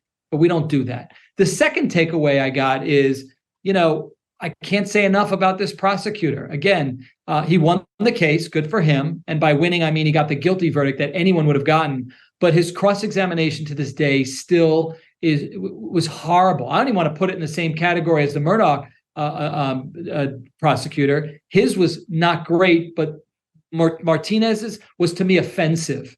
You know, that he took a case that was a slam dunk and just took days and days and days to do this horrible, badgering, bullying cross. So prosecutors, beware. I'm available. You want to reach out to me? We'll make arrangements to make sure that in a very important case that you prepare and all the questions are right there and you've thought them out. That's what matters. You've got to prepare. Those are two thoughts off the top.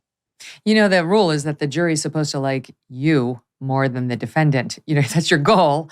When you're cross-examining somebody, that they will like you, the lawyer, more than the person. And that the way to get there is not usually to berate them, to shout at them, to telegraph with every question that you have nothing but dripping disdain for them. They know that. They know that if you're the prosecutor. This is going to be deep and you're going to say it's flaky and hokey, but I think first, for you to be liked by a jury or anyone, you've got to thoroughly and unconditionally like yourself. And I don't know that Juan Martinez did. Well, Well, it's interesting that he did turn out to be a bad guy. You know, he did such a bad job and he wasn't likable in there. And it's just always interesting when like the outward persona winds up matching with what's going on behind closed doors. It's sort of it is an affirmation that maybe you can sometimes trust your instincts. I don't believe you can't ever know somebody. My God, Doug, we need to talk. Listen, I have to wait to see the evidence. I love Doug too, but I love what Doug has shown me Doug to be. Doug's got stuff inside of Doug, and so do you, and so do I. That's we've never let out. Not necessarily consciously, but sometimes subconsciously. So again, all we're seeing, and I adore my wife. I love her. But I love what I know about her. There's stuff I don't know about her. And I love her for that too. And I love her unconditionally. But again, all we know is what we know. That's it. Turn back on the fog. The fog needs to come back on. Mark Eiglarsh. It's always a pleasure, my friend. Thank you. Thank you, Megyn. I love having Mark Eiglarsh on. He is one of a kind. I hope you enjoyed revisiting the Jodi Arias case with us. Tomorrow, we bring you the woman who made it her mission to take down former Subway spokesperson and pedophile Jared Fogle. I am telling you, listen to this show. I have not been able to stop thinking about this episode. You will feel the same. I would love to correspond with you over what you hear. Listen to it. Send me an email. You can email me at Megyn@megynkelly.com. Megyn's with a Y. Don't miss this show. Just trust me. It's an unbelievable and disturbing story. And the woman who is my guest was at the center of it all. It's incredible. See you then.